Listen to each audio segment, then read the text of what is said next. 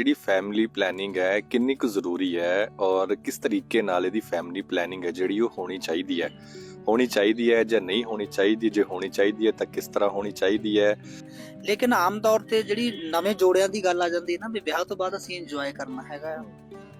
ਅਸੀਂ ਤਾਂ ਜੀ ਅਜੇ 2-3 ਸਾਲ ਬੱਚਾ ਜਿਹੜਾ ਹੈਗਾ ਉਹ ਪਲਾਨ ਨਹੀਂ ਕਰ ਰਹੇ। ਦੇਖੋ, ਜੇ ਉਹ ਬੱਚਾ 2-3 ਸਾਲ ਲਈ ਪਲਾਨ ਨਹੀਂ ਕਰ ਰਹੇ, ਇਹਦਾ ਮਤਲਬ ਕੀ ਆ, ਉਹ ਕੁਛ ਨਾ ਕੁਛ ਗੈਰ ਕੁਦਰਤੀ ਚੀਜ਼ ਉਹ ਇਸਤੇਮਾਲ ਕਰਨਗੇ। ਜੋ ਸਾਡਾ ਸਰੀਰਕ ਢਾਂਚਾ ਹੈ, ਜੋ ਸਾਡੀਆਂ ਖੁਰਾਕਾਂ ਆ ਅੱਜ ਦੇ ਸਮੇਂ ਦੇ ਵਿੱਚ, ਉਹ 30 ਸਾਲ 'ਚ ਜਾ ਕੇ ਸਾਡੇ ਵਾਲਾ ਸਿਸਟਮ ਛੁੱਟੀ ਤੇ ਹੋ ਜਾਂਦਾ। ਤੇ ਤੁਸੀਂ ਟੈਕਨੀਕਲ ਦੱਸੋ ਵੀ ਜਦੋਂ ਇੱਕ ਗਰਭ ਨਿਰੋਧਕ ਗੋਲੀ ਇੱਕ ਸਾਡੀ ਧੀ ਭੈਣ ਦੇ ਅੰਦਰ ਜਾਂਦੀ ਹੈ, ਅੰਦਰ ਜਾ ਕੇ ਕੀ ਕਰਦੀ ਹੈ? ਅੱਜ ਦੀਆਂ ਜਿਹੜੀਆਂ ਕੁੜੀਆਂ ਆ ਉਹ ਮੈਨੂੰ ਲੱਗਦਾ ਦੱਸਣੇ ਵੀ ਨਹੀਂ ਚਾਹੁੰਦੀਆਂ, ਔਰ ਖਾਸ ਕਰਕੇ ਜਿਹੜੀ ਜੰਗ ਕੁੜੀਆਂ ਨਾ ਉਹਨਾਂ ਨੂੰ ਪ੍ਰੋਬਲਮ ਆ। ਅੱਜ ਤਾਂ ਇਹ ਆਪਣੀ ਚੰਗੇ ਚੀਜ਼ ਨੂੰ ਰੋਕ ਰਹੀਆਂ ਨਾ ਕਰਦੀਆਂ, ਆਉਣ ਵਾਲੇ ਟਾਈਮ 'ਚ ਉਸੇ ਚੀਜ਼ ਲਈ ਫਿਰ ਮਿਹਨਤਾਂ ਨਿਕਲਦੀਆਂ। ਫਿਰ ਪਤਾ ਨਹੀਂ ਕਿਹੜੇ ਕਿਹੜੇ ਡਾਕਟਰਾਂ ਕੋਲ ਬੈਠੀਆਂ ਹੁੰਦੇ ਆ, ਮੈਂ ਆਹ ਕਰਾ ਲਵਾਂ, ਮੈਂ ਉਹ ਕਰਾ ਲਵਾਂ, ਜੇ ਕਰਾ ਲਵਾਂ। ਵੀ ਕਿਉਂ ਕੁਦਰਤ ਨਾਲ ਖਿਲਵਾੜ ਹੈ? ਕਿਉਂ ਲੈ ਕਰਨਾ ਆਪਾਂ ਕੁਦਰਤ ਨਾਲ? ਕਿੱਟਾਂ ਆਉਂਦੀਆਂ ਹੈਗੀਆਂ ਆ ਤਾਂ ਜਦੋਂ ਕਈ ਵਾਰੀ ਪ੍ਰੈਗਨੈਂਸੀ ਹੋ ਜਾਂਦੀ ਹੈ ਨਾ, ਉਹ ਕਹਿੰਦੇ ਜੀ ਸਾਨੂੰ ਤਾਂ ਜ਼ਰੂਰਤ ਨਹੀਂ ਹੈ ਬੱਚੇ ਦੀ, ਸਾਨੂੰ ਜ਼ਰੂਰਤ ਨਹੀਂ ਹੈ। ਉਹ ਫਿਰ ਗੋਲੀ ਲਿਆ ਕੇ ਖਿਲਾਉਂਦੇ ਆਪਾਂ, ਹਨਾ। ਉਹ ਵੀ ਔਰਤ ਨੂੰ ਹੀ ਖਾਣੀ ਪੈਂਦੀ ਆ, ਔਰ ਉਹਦੇ ਨਾਲ ਔਰਤ ਦੀ ਸਿਹਤ ਖਰਾਬ ਹੁੰਦੀ ਆ। ਉਹ 1-2 ਵਾਰੀ ਗੋਲੀ ਤੁਸੀਂ ਖਿਲਾ ਲਓ, ਮੁੜ ਕੇ ਤੀਜੀ ਵਾਰੀ ਕੁਦਰਤ ਕਹਿੰਦੀ ਹੈ ਵੀ ਤੈਨੂੰ ਹੁਣ ਗੋਲੀ ਦੀ ਵੀ ਜ਼ਰੂਰਤ ਨਹੀਂ ਹੈ। ਸਲਾਮ, ਨਮਸਤੇ, ਸਤਿ ਸ਼੍ਰੀ ਅਕਾਲ। ਹਕੀਕਤ ਟੀਵੀ ਪੰਜਾਬੀ ਦੇਖ ਰਹੇ ਸਾਡੇ ਸਾਰੇ ਦਰਸ਼ਕਾਂ ਦਾ ਸਵਾਗਤ। ਮੈਂ ਹਾਂ ਕਾਸਿਫ ਫਾਰੂਕੀ। ਥੋੜਾ ਕੰਫਰਟੇਬਲ ਮੂਡ ਦੇ ਵਿੱਚ ਅਸੀਂ ਬੈਠੇ ਹਾਂ। ਮੈਂ ਬੰਗੇ ਪਹੁੰਚਿਆ ਸੀ ਹਰਦੀਪ ਜੀ ਹੋਰਾਂ ਕੋਲ, ਤੇ ਚਰਚਾ ਹੋ ਰਹੀ ਸੀ ਕਿ ਜਿਹੜੀ ਫੈਮਿਲੀ ਪਲੈਨਿੰਗ ਹੈ ਕਿੰਨੀ ਕੁ ਜ਼ਰੂਰੀ ਹੈ ਔਰ ਕਿਸ ਤਰੀਕੇ ਨਾਲ ਇਹਦੀ ਫੈਮਿਲੀ ਪਲੈਨਿੰਗ ਹੈ ਜਿਹੜੀ ਉਹ ਹੋਣੀ ਚਾਹੀਦੀ ਹੈ ਜਾਂ ਨਹੀਂ ਹੋਣੀ ਚਾਹੀਦੀ, ਜੇ ਹੋਣੀ ਚਾਹੀਦੀ ਹੈ ਤਾਂ ਕਿਸ ਤਰ੍ਹਾਂ ਹੋਣੀ ਚਾਹੀਦੀ ਹੈ, ਜੇ ਨਹੀਂ ਹੋਣੀ ਚਾਹੀਦੀ ਤਾਂ ਕਿਉਂ ਨਹੀਂ ਹੋਣੀ ਚਾਹੀਦੀ, ਔਰ ਕਿਸ ਤਰ੍ਹਾਂ ਨਹੀਂ ਹੋਣੀ ਚਾਹੀਦੀ, ਕਿਹੜੇ ਹਾਲਾਤਾਂ ਦੇ ਵਿੱਚ ਨਹੀਂ ਹੋਣੀ ਚਾਹੀਦੀ। ਅਜਿਹੇ ਦੇ ਵਿੱਚ ਕੰਫਰਟੇਬਲ ਮਾਹੌਲ ਦੇ ਵਿੱਚ ਅਸੀਂ ਬੈਠੇ ਹਾਂ। ਗ੍ਰੀਨ ਟੀ ਦੀਆਂ ਚੁਸਕੀਆਂ ਵੀ ਅਸੀਂ ਨਾਲ ਨਾਲ ਲੈ ਰਹੇ ਹਾਂ। ਕੁਝ ਕੁ ਦਿਨ ਪਹਿਲਾਂ ਮੇਰੇ ਦੋਸਤ ਦਾ ਇੱਕ ਫੋਨ ਆਉਂਦਾ ਹੈ, ਜਿਸ ਦੇ ਵਿੱਚ ਜਦੋਂ 4-5 ਸਾਲ ਹੋ ਚੁੱਕੇ ਨੇ ਉਸਦੇ ਵਿਆਹ ਨੂੰ, ਪਰ ਉਹਨੇ ਇੱਕ ਸ਼ਬਦ ਬੋਲਿਆ ਕਿ ਮੈਂ ਹਜੇ ਬੱਚਾ ਪਲਾਨ ਨਹੀਂ ਕੀਤਾ, ਯਾਨੀ ਬੱਚੇ ਦੀ ਯੋਜਨਾ ਨਹੀਂ ਬਣਾਈ। ਤਾਂ ਮੇਰੇ ਮੂੰਹ ਚੋਂ ਸਹਿਜ ਸੁਭਾਅ ਨਿਕਲ ਗਿਆ ਕਿ ਉਹ ਦੋਸਤਾ, ਉਹ ਮਿੱਤਰਾ, ਰੱਬ ਨਾ ਬਣੀਏ। ਕਿਉਂਕਿ ਜਦੋਂ ਵੀ ਇਨਸਾਨ ਨੇ, ਮਨੁੱਖ ਨੇ ਉਸ ਕੁਦਰਤ ਦੀ ਖੇਲ ਦੇ ਵਿੱਚ, ਰੰਗ ਦੇ ਵਿੱਚ ਭੰਗ ਪਾਇਆ, ਤਾਂ ਉਹਨੂੰ ਮੁਸੀਬਤਾਂ, ਉਹਨੂੰ ਬਿਮਾਰੀਆਂ ਆ ਚਿੰਬੜੀਆਂ ਨੇ। ਸਾਡੇ ਨਾਲ ਨੇਵਲ ਅਮਰਤਾਲੇ ਜਿਹੜੇ ਡਾਕਟਰ ਸੰਜੀਵ ਨੇ, ਡਾਕਟਰ ਸ਼ਾਮ ਜੀ ਨੇ, ਤੇ ਇਹ ਸਾਰੇ ਕਨਸੈਪਟ ਨੂੰ ਦੇਖਣ ਵਾਲੇ ਜਿਹੜੇ ਹਰਦੀਪ ਜੀ ਸਾਡੇ ਨਾਲ ਨੇ। ਅਸੀਂ ਸਹਿਜ ਸੁਭਾਅ ਬੈਠੇ ਸੀ, ਕਿਸੇ ਵਿਸ਼ੇ ਦੇ ਉੱਤੇ ਗੱਲਬਾਤ ਕਰ ਰਹੇ ਸੀ, ਧੁੱਪ ਦਾ ਵੀ ਨਾਲੋਂ ਨਾਲ ਆਨੰਦ ਅਸੀਂ ਲੈ ਰਹੇ ਹਾਂ। ਤੇ ਉਹਨਾਂ ਨੇ ਜਦੋਂ ਮੈਨੂੰ ਦੱਸਿਆ ਕਿ ਜਦੋਂ ਅਸੀਂ ਰੱਬ ਬਣਨ ਦੀ ਕੋਸ਼ਿਸ਼ ਕਰਦੇ ਹਾਂ, ਅਸੀਂ ਜਦੋਂ ਇਹ ਸੋਚਦੇ ਹਾਂ ਕਿ ਹਜੇ ਬੱਚਾ ਲੈਣਾ ਜਾਂ ਨਹੀਂ ਲੈਣਾ, ਤਾਂ ਉਹਦੇ ਨਾਲ ਬਹੁਤ ਜ਼ਿਆਦਾ ਦਿੱਕਤਾਂ, ਪਰੇਸ਼ਾਨੀਆਂ ਜਿਹੜੀਆਂ ਉਹ ਆਮ ਔਰਤ ਨੂੰ ਜਿਹੜੀਆਂ ਆਉਣੀਆਂ ਸ਼ੁਰੂ ਹੋ ਜਾਂਦੀਆਂ ਨੇ, ਮਰਦ ਨੂੰ ਵੀ ਆਉਣੀਆਂ ਸ਼ੁਰੂ ਹੋ ਜਾਂਦੀਆਂ ਨੇ। ਸੰਜੀਵ ਜੀ ਨੇ ਸਾਡੇ ਨਾਲ, ਉਹਨਾਂ ਨਾਲ ਅਸੀਂ ਗੱਲਬਾਤ ਕਰਾਂਗੇ ਕਿ ਜਦੋਂ ਅਸੀਂ ਰੱਬ ਬਣਨ ਦੀ ਕੋਸ਼ਿਸ਼ ਕਰਦੇ ਹਾਂ, ਉਹਦੀ ਸ੍ਰਿਸ਼ਟੀ ਦੇ ਰੰਗ ਦੇ ਵਿੱਚ ਭੰਗ ਪਾਉਣ ਦੀ ਕੋਸ਼ਿਸ਼ ਕਰਦੇ ਹਾਂ, ਤੇ ਫਿਰ ਹਾਲਾਤ ਕਿਹੋ ਜਿਹੇ ਹੁੰਦੇ ਨੇ। ਪਹਿਲਾਂ ਤਾਂ ਇਹ ਦੱਸੋ ਕਿ ਜਿਹੜੇ ਬੰਦੇ ਇਹ ਕਹਿ ਦਿੰਦੇ ਨੇ ਵਿਆਹ ਨੂੰ ਮਹੀਨਾ ਜਾਂ 2 ਮਹੀਨੇ, ਕਹਿੰਦੇ ਨੇ ਜੀ ਇਸ ਤਾਂ ਹਜੇ ਇੰਜੋਏ ਕਰਨਾ, ਹਜੇ ਤਾਂ ਸਾਡਾ ਸਾਲ ਹੋਇਆ ਵਿਆਹ ਨੂੰ, ਤੇ ਫਿਰ ਉਹ ਉਸ ਤੋਂ ਬਾਅਦ ਮੈਂ ਐਸੇ ਜੋੜਿਆਂ ਦਾ ਮੈਂ ਖੁਦ ਗਵਾਹ ਹੈਗਾ, ਅਜਿਹੇ ਦੋਸਤ ਮਿੱਤਰਾਂ ਦਾ ਮੈਂ ਖੁਦ ਗਵਾਹ ਹਾਂ ਕਿ ਜਿਨ੍ਹਾਂ ਨੇ ਫਿਰ 20 ਸਾਲ ਹੋ ਗਏ, ਮੁੜ ਕੇ ਉਹਨਾਂ ਦੇ ਬੱਚਾ ਨਹੀਂ ਹੋਇਆ। ਅਸੀਂ ਇਹ ਨਹੀਂ ਕਹਿੰਦੇ ਕਿ ਪਲਾਨ ਨਾ ਕਰੋ, ਪਰ ਜਦੋਂ ਤੁਹਾਡਾ ਵਿਆਹ ਹੋ ਗਿਆ ਤੇ ਵਿਆਹ ਤੋਂ ਬਾਅਦ ਜੋ ਚੀਜ਼ ਨੈਚੁਰਲ ਤਰੀਕੇ ਨਾਲ ਆ ਰਹੀ ਹੈ ਤੇ ਉਹਨੂੰ ਆਉਣ ਦਿਓ। ਜੇਕਰ ਅਸੀਂ ਉਸ ਚੀਜ਼ ਨੂੰ ਰੋਕਦੇ, ਮੈਨੂੰ ਲੱਗਦਾ ਹੈ ਕਿ ਅਸੀਂ ਦੋਸ਼ੀ ਬਣਦੇ ਹਾਂ ਕੁਦਰਤ ਦੇ। ਡਾਕਟਰ ਸਾਹਿਬ, ਬਿਲਕੁਲ ਸਰ, ਦੋਸ਼ੀ ਬਣਦੇ ਆ ਜੀ। ਦੇਖੋ, 2 ਤਰੀਕੇ ਹੈਗੇ ਆ। ਤੁਸੀਂ ਖੁਦ ਗੱਲ ਕੀਤੀ ਆ ਫੈਮਿਲੀ ਪਲੈਨਿੰਗ ਦੀ। ਫੈਮਿਲੀ ਪਲੈਨਿੰਗ ਜਿਹੜੀ ਹੈਗੀ ਆ, ਇਹ ਵੀ ਮੇਰੇ ਨਜ਼ਰੀਏ ਦੇ ਹਿਸਾਬ ਦੇ ਨਾਲ 2-3 ਪ੍ਰਕਾਰ ਦੇ ਨਾਲ ਫੈਮਿਲੀ ਪਲਾਨਿੰਗ ਨੂੰ ਆਪਾਂ ਖੋਲ ਸਕਦੇ ਵੀ ਕੀ ਚੀਜ਼ ਹੈਗੀ ਆ। ਫੈਮਿਲੀ ਪਲੈਨਿੰਗ ਕੀ ਅਸੀਂ ਆਪਣੀ ਫੈਮਿਲੀ ਨੂੰ ਸੈੱਟ ਕਰਨ ਦੀ ਪਲੈਨਿੰਗ ਕਰ ਰਹੇ ਹਾਂ, ਜਾਂ ਸਾਡੀ ਫੈਮਿਲੀ ਪਲੈਨਿੰਗ ਦੇ ਵਿੱਚ ਇਹ ਚੀਜ਼ ਆਉਂਦੀ ਹੈ ਵੀ ਜੀ ਅਸੀਂ ਮਤਲਬ ਜਿਹੜੇ ਬੱਚੇ ਹੈਗੇ ਆ ਸਾਡੇ, ਵੀ ਅਸੀਂ 1 ਜਾਂ 2 ਹੀ ਪੈਦਾ ਕਰਨੇ ਆ ਜਾਂ 3 ਹੀ ਪੈਦਾ ਕਰਨੇ ਹੈਗੇ ਆ। ਇੱਕ ਇਹ ਫੈਮਿਲੀ ਪਲੈਨਿੰਗ ਹੈਗੀ ਆ। ਲੇਕਿਨ ਆਮ ਤੌਰ ਤੇ ਜਿਹੜੀ ਨਵੇਂ ਜੋੜਿਆਂ ਦੀ ਗੱਲ ਆ ਜਾਂਦੀ ਹੈ ਨਾ, ਵੀ ਵਿਆਹ ਤੋਂ ਬਾਅਦ ਅਸੀਂ ਇੰਜੋਏ ਕਰਨਾ ਹੈਗਾ। ਅਸੀਂ ਤਾਂ ਜੀ ਅਜੇ 2-3 ਸਾਲ ਬੱਚਾ ਜਿਹੜਾ ਹੈਗਾ ਉਹ ਪਲਾਨ ਨਹੀਂ ਕਰ ਰਹੇ। ਦੇਖੋ ਜੇ ਉਹ ਬੱਚਾ 2-3 ਸਾਲ ਲਈ ਪਲਾਨ ਨਹੀਂ ਕਰ ਰਹੇ, ਇਹਦਾ ਮਤਲਬ ਕੀ ਆ, ਉਹ ਕੁਛ ਨਾ ਕੁਛ ਗੈਰ ਕੁਦਰਤੀ ਚੀਜ਼ ਉਹ ਇਸਤੇਮਾਲ ਕਰਨਗੇ। ਗੈਰ ਕੁਦਰਤੀ ਚੀਜ਼ ਦੇ ਵਿੱਚ ਆਮ ਤੌਰ ਤੇ ਜਿਹੜੇ ਮਰਦ ਹੈਗੇ ਆ ਉਹ ਕੁਝ ਵੀ ਇਸਤੇਮਾਲ ਕਰਨਾ ਨਹੀਂ ਚਾਹੁੰਦੇ ਜੀ। ਗੈਰ ਕੁਦਰਤੀ ਚੀਜ਼, ਮੰਨ ਲਓ ਆਪਾਂ ਕੰਡੋਮ ਦੀ ਗੱਲ ਬਹੁਤ ਕਰਦੇ, ਵਾਰ ਔਰਤਾਂ ਵੀ ਹੁੰਦੀਆਂ ਨੇ, ਉਹ ਵੀ ਨਹੀਂ ਚਾਹੁੰਦੀਆਂ। ਔਰਤਾਂ ਚਾਹੁੰਦੀਆਂ ਨਹੀਂ ਹੈਗੀਆਂ ਯੂਜ਼ ਕਰਨਾ, ਲੇਕਿਨ ਔਰਤ ਨੂੰ ਧੱਕੇ ਦੇ ਨਾਲ ਫਿਰ ਇਹ ਹੋ ਗਿਆ ਵੀ ਤੁਸੀਂ ਜੀ ਗਰਭ ਨਿਰੋਧਕ ਗੋਲੀ ਆ ਜਿਹੜੀ ਉਹ ਤੁਸੀਂ ਲੈਣੀ ਸ਼ੁਰੂ ਕਰੋ। ਜੈਂਟਸ ਨੂੰ ਇਹ ਹੋ ਇਹ ਜਾਂਦਾ। ਟ੍ਰੈਂਡ ਕਿੱਥੋਂ ਆਇਆ? ਮੈਂ ਅਕਸਰ ਆਪਾਂ ਇਹੀ ਸਾਰੀਆਂ ਗੱਲਾਂ ਕਰ ਰਹੇ ਹਾਂ ਹਰਦੀਪ ਜੀ ਕਿ ਜਿਹੜਾ ਇਹ ਟ੍ਰੈਂਡ ਹੈਗਾ ਗਰਭ ਨਿਰੋਧਕ ਗੋਲੀਆਂ ਹੋ ਗਈਆਂ ਜਾਂ ਵੈਸੇ ਕੰਡੋਮ ਦਾ ਯੂਜ਼ ਹੋ ਗਿਆ, ਤੇ ਤੁਹਾਡੇ ਕੋਲ ਇੱਥੇ ਵਾਹਵਾ ਗਿਣਤੀ ਦੇ ਵਿੱਚ ਮਰੀਜ਼ ਇੱਥੇ ਆਉਂਦੇ ਨੇ। ਤੁਹਾਡਾ ਤਜਰਬਾ ਕੀ ਕਹਿੰਦਾ? ਤੁਹਾਡੇ ਦਿਲ ਦੇ ਜਜ਼ਬਾਤ ਕੀ ਨੇ? ਕਾਸਿਮ ਭਾਜੀ, ਮੈਂ ਤੁਹਾਨੂੰ ਇੱਕ ਚੀਜ਼ ਜ਼ਰੂਰ ਕਹਿਣਾ ਚਾਹੂੰਗਾ, ਕਿਉਂਕਿ ਜਿੱਦਾਂ ਆਪਾਂ ਹੁਣ ਸਧਾਰਨ ਗੱਲ ਕਰਦੇ ਹਾਂ ਕਿ ਕੁਦਰਤ ਕੀ ਚੀਜ਼ ਹੈ। ਪਹਿਲੀ ਗੱਲ ਤਾਂ ਜਿੱਦਾਂ ਗੱਲੇ ਆਪਣੀ ਛਿੜ ਗਈ ਹੋ ਕਿ ਪਲਾਨਿੰਗ, ਹਨਾ, ਫੈਮਿਲੀ ਪਲਾਨਿੰਗ। ਹੁਣ ਪਲਾਨਿੰਗ ਸ਼ੁਰੂ ਕਿੱਥੋਂ ਹੁੰਦੀ ਆ ਜੀ? ਬੱਚਾ 26 ਸਾਲ ਦੀ ਉਮਰ 'ਚ ਜਾ ਕੇ ਵਿਆਹਣਾ, ਪਲਾਨਿੰਗ ਹੁੰਦੀ 26 ਸਾਲ ਦੀ। ਪਹਿਲਾਂ ਸੋਚ ਲੈਂਦੇ ਕਿ ਸਾਡਾ ਬੱਚਾ ਜੀ ਪਹਿਲਾਂ BA ਕਰੂ, MA ਕਰੂ, ਜੇ ਆ ਜਾਣਾ 26 ਸਾਲ ਤੱਕ ਆ ਗਿਆ, 28 ਸਾਲ ਤੱਕ ਚਲਾ ਗਿਆ। ਮੇਰੇ ਫਾਦਰ ਸਾਹਿਬ ਨੇ ਤਾਂ +2 ਵਿਆਹ ਤੋਂ ਬਾਅਦ ਕੀਤੀ। ਉਹੀ ਗੱਲ ਆ ਨਾ, 26 ਸਾਲ ਤੱਕ ਤਾਂ ਪਹਿਲਾਂ ਚੱਲ ਗਏ ਆ। ਉਸ ਤੋਂ ਬਾਅਦ ਕੀ ਹੁੰਦਾ? ਉਹ 4 ਸਾਲ ਫਿਰ ਆਪਣੀ ਪਲਾਨਿੰਗ 'ਚ ਪੈ ਗਏ।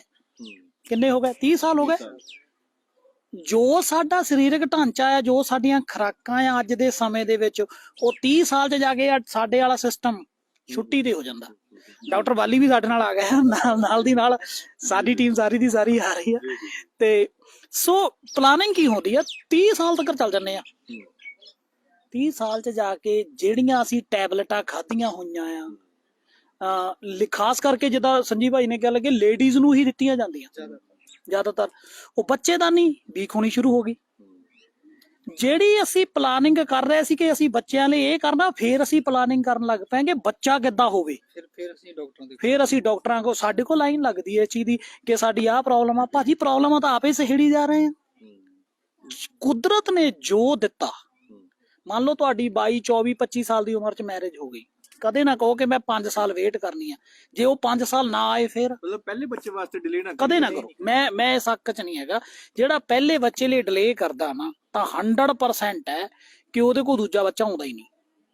ਜੋ ਮੈਨੂੰ ਲੱਗਦਾ ਕਿ ਪਹਿਲੇ ਬੱਚੇ ਲਈ ਇੰਨੀਆਂ ਕੀਸੀਆਂ ਨਿਕਲ ਜਾਂਦੀਆਂ ਬੰਦੇ ਦੀਆਂ, ਉਹ ਉਸ ਲੈਵਲ ਤੱਕ ਚਲਾ ਜਾਂਦਾ। ਔਰਤ ਵੀ ਡਰ ਜਾਂਦੀ ਹੈ ਨੈਚੁਰਲੀ ਭਾਜੀ, ਨੈਚੁਰਲੀ ਇਹ ਚੀਜ਼ ਤਾਂ 100%। ਦੇਖੋ ਜੇ ਤੁਸੀਂ 30 ਸਾਲ ਤੱਕ ਬੱਚਾ ਨਹੀਂ ਨਾ ਲੈ ਪਾਏ, ਕੁਦਰਤ ਦੇ ਫਲੋ ਤੋਂ ਬਾਹਰ ਹੋ ਗਏ। ਕੁਦਰਤ ਦੀ ਕੋਈ ਵੀ ਚੀਜ਼ ਆ, ਚਲੋ ਇਹ ਤਾਂ ਆਪਣੇ ਇਨਸਾਨੀ ਹੈਗੀ ਆ, ਇਨਸਾਨ ਦੇ ਜਾਮੇ ਦੀ ਗੱਲ ਕਰਦੇ ਆ। ਕੁਦਰਤ ਕੇ ਪਸ਼ੂ ਪੰਛੀ ਕਦੇ ਤੁਸੀਂ ਨੋਟ ਕੀਤੇ ਕੋਈ ਪਲਾਨਿੰਗ ਕਰਦੇ? ਕਦੇ ਦੇਖਿਆ ਕਿ ਤੁਸੀਂ ਕੋਈ ਜਾਨਵਰ ਜੋ ਅੰਡੇ, ਮੁਰਗੀ ਇੱਕ ਟਾਈਮ ਤੇ ਆਂਦੀ ਅੰਡੇ ਦੇਣ ਲੱਗ ਪੈਂਦੀ ਹੈ, ਠੀਕ ਹੈ ਨਾ? ਇਨਸਾਨ ਹੀ ਐਡਾ ਸਮਝਦਾਰ ਹੋ ਗਿਆ ਕਿ ਉਹ ਪਲਾਨਿੰਗਾਂ ਕਰਨ ਲੱਗ ਪਿਆ। ਜੀ, ਵੱਡੀ ਗੱਲ, ਬਹੁਤ ਵੱਡੀ ਗੱਲ ਹੈ।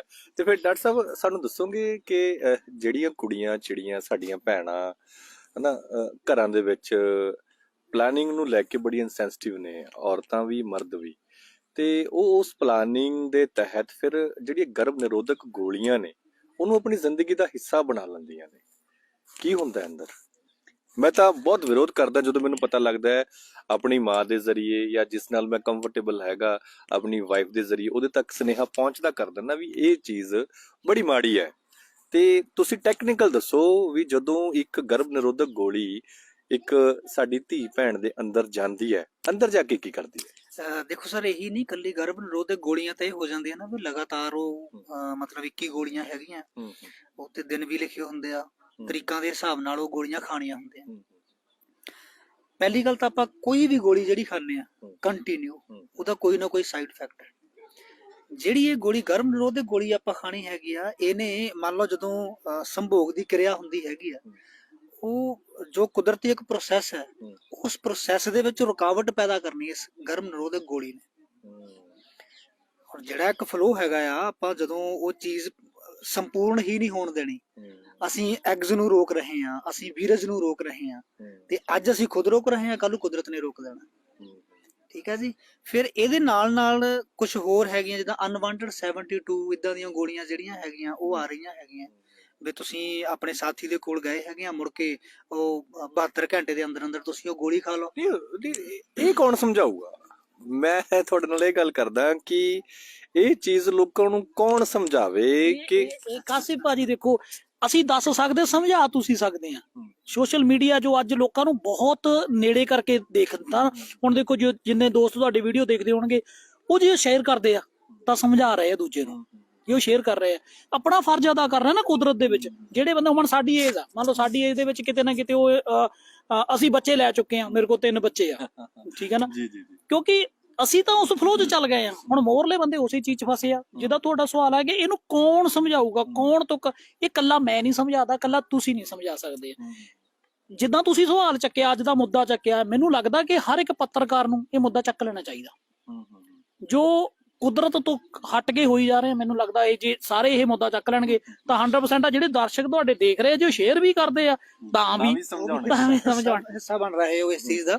ਬਾਕੀ ਦੂਜੇ ਨੰਬਰ ਤੇ ਸਰ ਇਹ ਚੀਜ਼ ਹੈਗੀ ਆ ਵੀ ਕੌਂਡਮ ਯੂਜ਼ ਕਰ ਲਿਆ ਜਾਂ ਗਰਭ ਨਿਰੋਧਕ ਗੋਲੀਆਂ ਖਾ ਲਈਆਂ ਜਾਂ ਇਦਾਂ ਦਾ ਕੁਝ ਵੀ ਨਾ ਕਰ ਲਿਆ ਆਪਾਂ ਹੈਗਾ, ਜਾਂ ਦਿਨਾਂ ਦਾ ਹਿਸਾਬ ਕਿਤਾਬ ਰੱਖ ਕੇ ਜਦੋਂ ਪੀਰੀਅਡਸ ਆਉਂਦੇ ਹੈਗੇ ਆ ਵੀ ਇੰਨੇ ਦਿਨਾਂ ਦੇ ਵਿੱਚ ਪ੍ਰੈਗਨੈਂਸੀ ਹੁੰਦੀ, ਉਹ ਤੋਂ ਬਾਅਦ ਚ ਨਹੀਂ ਹੋਣੀ, ਉਸ ਲਿਹਾਜ਼ ਦੇ ਨਾਲ ਹੀ ਸੰਭੋਗ ਦੀ ਕਿਰਿਆ ਅਗਰ ਜਿਹੜੀ ਹੈਗੀ ਹੁੰਦੀ ਆ ਤੇ ਬੰਦਾ ਉਹ ਪਲੈਨਿੰਗ ਕਰਦਾ ਚੱਲ ਜਾਂਦਾ ਹੈ। ਲੇਕਿਨ ਜਿਹੜੀ ਔਰਤ ਆ ਉਹਨੇ ਤਾਂ ਕਮਜ਼ੋਰ ਹੋਣਾ ਨਾ ਭਾਜੀ। ਸਾਡੇ ਸਾਰੀਆਂ ਦਿੱਕਤਾਂ ਇਹ ਨੇ ਕਿ ਅਸੀਂ ਸਾਰੀ ਗੱਲ ਲਿਆ ਕੇ ਔਰਤ ਦੇ ਉੱਤੇ ਖੜਾ ਦਿੰਦੇ ਆ।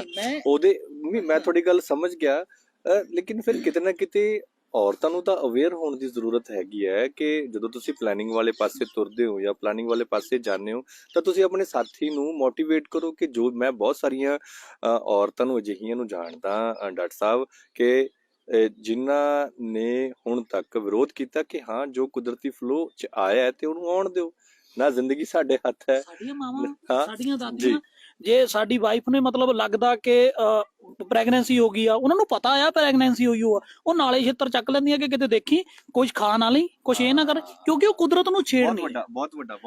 ਬਹੁਤ ਵੱਡਾ ਤੁਸੀਂ ਸਵਾਲ ਇੱਥੇ ਇਹ ਕੀਤਾ ਹੈ ਕਿ ਗਾਈਡੈਂਸ ਦੀ ਜ਼ਰੂਰਤ ਹੈ। ਗਾਈਡੈਂਸ ਦੀ ਜ਼ਰੂਰਤ ਹੈ। ਸਾਡੀਆਂ ਦਾਦੀਆਂ ਖਾਸ ਖਿਆਲ ਰੱਖਣ ਲੱਗ ਜਾਂਦੀਆਂ ਸੀ, ਕਹਿੰਦੇ ਸੀ ਵੀ ਭਾਈ ਕੁੜੀਏ ਹੁਣ ਤੂੰ ਆਰਾਮ ਨਾਲ ਬੈਠ ਤੇ ਪੁੱਠਾ ਸਿੱਧਾ ਨਹੀਂ ਖਾਣਾ ਕੁਝ ਜੀ। ਤੇ ਇੱਥੇ ਪਤਾ ਸੀ, ਕੱਲੀ ਕੱਲੀ ਚੀਜ਼ ਬਾਰੇ ਪਤਾ ਸੀਗਾ।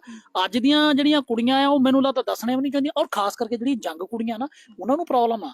ਅੱਜ ਤਾਂ ਇਹ ਆਪਣੀ ਚੰਗੇ ਚੀਜ਼ ਨੂੰ ਰੋਕ ਰਹੀਆਂ ਨਾ ਕਰਦੀਆਂ, ਆਉਣ ਵਾਲੇ ਟਾਈਮ 'ਚ ਉਸੇ ਚੀਜ਼ ਲਈ ਫਿਰ ਮਿਹਨਤਾਂ ਨਿਕਲਦੀਆਂ, ਫਿਰ ਪਤਾ ਨਹੀਂ ਕਿਹੜੇ ਕਿਹੜੇ ਡਾਕਟਰਾਂ ਕੋਲ ਬੈਠੀਆਂ ਹੁੰਦੇ ਆ, ਮੈਂ ਆਹ ਕਰਾ ਲਵਾਂ, ਮੈਂ ਉਹ ਕਰਾ ਲਵਾਂ, ਜੇ ਕਰਾ ਲਵਾਂ। ਵੀ ਕਿਉਂ ਕੁਦਰਤ ਨਾਲ ਖਿਲਵਾੜ ਹੈ, ਕਿਉਂ ਲੈ ਕਰਨਾ ਆਪਾਂ ਕੁਦਰਤ ਨਾਲ? ਸ਼ਾਮ ਜੀ ਨੂੰ ਵੀ ਅਸੀਂ ਆਪਣੀ ਡਿਸਕਸ਼ਨ ਦਾ ਹਿੱਸਾ ਬਣਾਉਣਾ। ਬਹੁਤ ਬਹੁਤ ਸਵਾਗਤ ਹੈ ਸ਼ਾਮ ਜੀ, ਪਹਿਲੀ ਵਾਰ ਤੁਸੀਂ ਸਾਡੇ ਚੈਨਲ ਦੇ ਉੱਤੇ ਲਾਈਵ ਆ ਰਹੇ ਹੋ। ਗੱਲਬਾਤ ਜਿਵੇਂ ਪਤਾ ਹੀ ਆ ਕਿ ਆਪਾਂ ਆਪਸ ਦੇ ਵਿੱਚ ਬੈਠੇ ਸੀ, ਗੱਲਬਾਤ ਚੱਲ ਰਹੀ ਸੀ, ਤੇ ਸਾਨੂੰ ਇਹ ਦੱਸੋ ਕਿ ਜਿਹੜੀ ਜਿਸ ਇਸ਼ੂ ਦੇ ਉੱਤੇ, ਜਿਸ ਮਸਲੇ ਦੇ ਉੱਤੇ ਗੱਲਬਾਤ ਚੱਲ ਰਹੀ ਹੈ, ਜਦੋਂ ਵਿਆਹ ਹੋ ਜਾਂਦਾ ਹੈ, ਵਿਆਹ ਤੋਂ ਫੌਰਨ ਬਾਅਦ ਜਿਹੜੀ ਕੁਦਰਤੀ ਪ੍ਰਕਿਰਿਆ ਹੈਗੀ ਹੈ, ਚਾਹੇ ਉਹ ਬੱਚਾ ਹੋਣ ਦੀ ਹੈ ਚਾਹੇ ਨਾ ਹੋਣ ਦੀ ਹੈ, ਜਦੋਂ ਅਸੀਂ ਉਹਦੇ ਵਿੱਚ ਅੜਿੱਕਾ ਬਣਦੇ ਹਾਂ ਤੇ ਫਿਰ ਕੁਦਰਤ ਕਿਹੋ ਜਿਹੇ ਰੰਗ ਦਿਖਾਉਂਦੀ ਹੈ? ਤੁਹਾਡਾ ਤਜਰਬਾ ਕੀ ਕਹਿੰਦਾ ਹੈ? ਕਸਮ ਜੀ, ਸਤਿ ਸ਼੍ਰੀ ਅਕਾਲ। ਪਹਿਲਾਂ ਸਭ ਤੋਂ ਜਿਹੜਾ ਲਾਈਫ ਦੇ ਵਿੱਚ ਆਪਾਂ ਇਹ ਗੱਲ ਕਰਦੇ ਹਾਂ, ਜਦ ਵਿਆਹ ਤੋਂ ਬਾਅਦ ਕਿਸੇ ਵੀ ਪ੍ਰੋਸੈਸ ਨੂੰ ਅਸੀਂ ਅੱਗੇ ਤੋਰਨਾ ਹੁੰਦਾ ਨਾ, ਜਿਹੜੀ ਸਾਡੀ ਕੜੀ ਆ, ਜੇ ਤਾਂ ਅਸੀਂ ਉਹਨੂੰ ਐਜ਼ ਇਟ ਉਹਨੂੰ ਕੰਟੀਨਿਊ ਕਰਦੇ ਫੋਲੋ ਫਿਰ ਤਾਂ ਠੀਕ ਹੈ, ਨਹੀਂ ਤਾਂ ਫਿਰ ਜਾਂ ਜਦੇ ਜਾਂ ਕਦੇ ਵਾਲੀ ਗੱਲ ਹੋ ਜਾਂਦੀ ਹੈ। ਕਿਉਂਕਿ ਜਿਹੜਾ ਕੰਟਰਾਸੈਪਟਿਵ ਹੈਗਾ ਨਾ, ਉਹਦੇ ਵਿੱਚ ਜ਼ਿਆਦਾ ਕਿ ਮੈਂ ਤਾਂ ਇਹ ਸੋਚਿਆ ਵੀ ਦੇਖਦਾ ਵੀ ਹਾਂ ਕਿ ਜਿਹੜਾ ਅੱਜ ਦੀ ਲਾਈਫ ਦੇ ਵਿੱਚ ਜਿਹੜੇ ਕੁੜੀਆਂ ਦੇ ਵਿੱਚ ਇਹ ਬਹੁਤ ਵੱਡੀ ਗੱਲ ਆ ਕਿ ਉਹ ਸੋਚਦੀਆਂ ਕਿ ਨਾ ਅਸੀਂ ਆਪਣੇ ਆਪ ਨੂੰ ਸਮਾਰਟ ਰੱਖਣ ਦੀ ਖਾਤਰ, ਆਪਣੇ ਆਪ ਨੂੰ ਵਧੀਆ ਰੱਖਣ ਦੀ ਖਾਤਰ, ਵੱਡਾ ਸਵਾਲ ਅਸੀਂ ਇਹ ਚੀਜ਼ ਨਾ ਨਹੀਂ ਲੈਣਾ। ਉਹ ਕੁੜੀਆਂ ਜਿਨ੍ਹਾਂ ਨੇ ਵਿਆਹ ਹੋ ਗਿਆ ਜਿਹੜੀ ਕਹਿੰਦੇ ਨੇ ਜੀ ਸਾਡੀ ਫਿਗਰ ਖਰਾਬ ਹੋ ਜਾਏਗੀ, ਸਾਡੀ ਫਿਗਰ ਖਰਾਬ ਹੋ ਜਾਏਗੀ। ਮੈਂ ਡਾਕਟਰ ਸਾਹਿਬ, ਮੈਂ ਅਜਿਹੀਆਂ ਕੁੜੀਆਂ ਨੂੰ ਵੀ ਜਾਣਦਾ ਕਿ ਜਿਨ੍ਹਾਂ ਨੇ ਪਹਿਲਾਂ ਵਿਆਹ ਦੇ ਚੱਕਰ ਦੇ ਵਿੱਚ, ਬੱਚੇ ਦੇ ਚੱਕਰ 'ਚ ਕਿਹਾ, ਫਿਗਰ ਦੇ ਚੱਕਰ ਦੇ ਵਿੱਚ ਕਿ ਅਸੀਂ ਅਜੇ ਬੱਚਾ ਨਹੀਂ ਜੰਮਣਾ, ਹਜੇ ਤਾਂ ਸਾਡਾ ਇੰਜੋਏ ਕਰਨ ਦਾ ਟਾਈਮ ਹੈ। ਤੇ ਅੱਜ ਮੈਂ ਉਹਨਾਂ ਕੁੜੀਆਂ ਨੂੰ ਜਾਣਦਾ ਕਿ ਜਿਨ੍ਹਾਂ ਦੇ ਹਸਬੈਂਡ ਨੇ ਵਿਰੋਧ ਕੀਤਾ, ਉਹ ਕਹਿੰਦੇ ਸੀ ਕਿ ਮੈਨੂੰ ਬੱਚਾ ਚਾਹੀਦਾ ਹੈ। ਜਿਹੜੀ ਔਰਤ ਹੈ ਉਹ ਕਹਿੰਦੀ ਸੀ ਕਿ ਮੇਰਾ ਫਿਗਰ ਖਰਾਬ ਹੋ ਜਾਏਗਾ, ਤੇ ਉਹਨਾਂ ਦਾ ਤਲਾਕ ਹੋ ਗਿਆ, ਘਰਾਂ 'ਚ ਬੈਠੀਆਂ ਨੇ। ਇਦਾਂ ਦੇ ਬਹੁਤ ਸਾਰੇ ਕੇਸ ਹੈਗੇ ਸਰ, ਜਦੋਂ ਵਿਆਹ ਤੋਂ ਬਾਅਦ ਇਸੇ ਗੱਲ ਨੂੰ ਲੈ ਕੇ ਵੀ ਕਨਫਿਊਜ਼ਨ ਹੁੰਦੀ ਆ ਕਿ ਜਦੋਂ ਆਪਾਂ ਬੱਚਾ ਰਹਿਣ ਦੀ ਗੱਲ ਕਰਦੇ ਹਾਂ ਤੇ ਹਸਬੈਂਡ ਵਾਈਫ 'ਚ ਬਹੁਤ ਵੱਡੀ ਇੱਕ ਪ੍ਰੋਬਲਮ ਆਉਂਦੀ ਆ।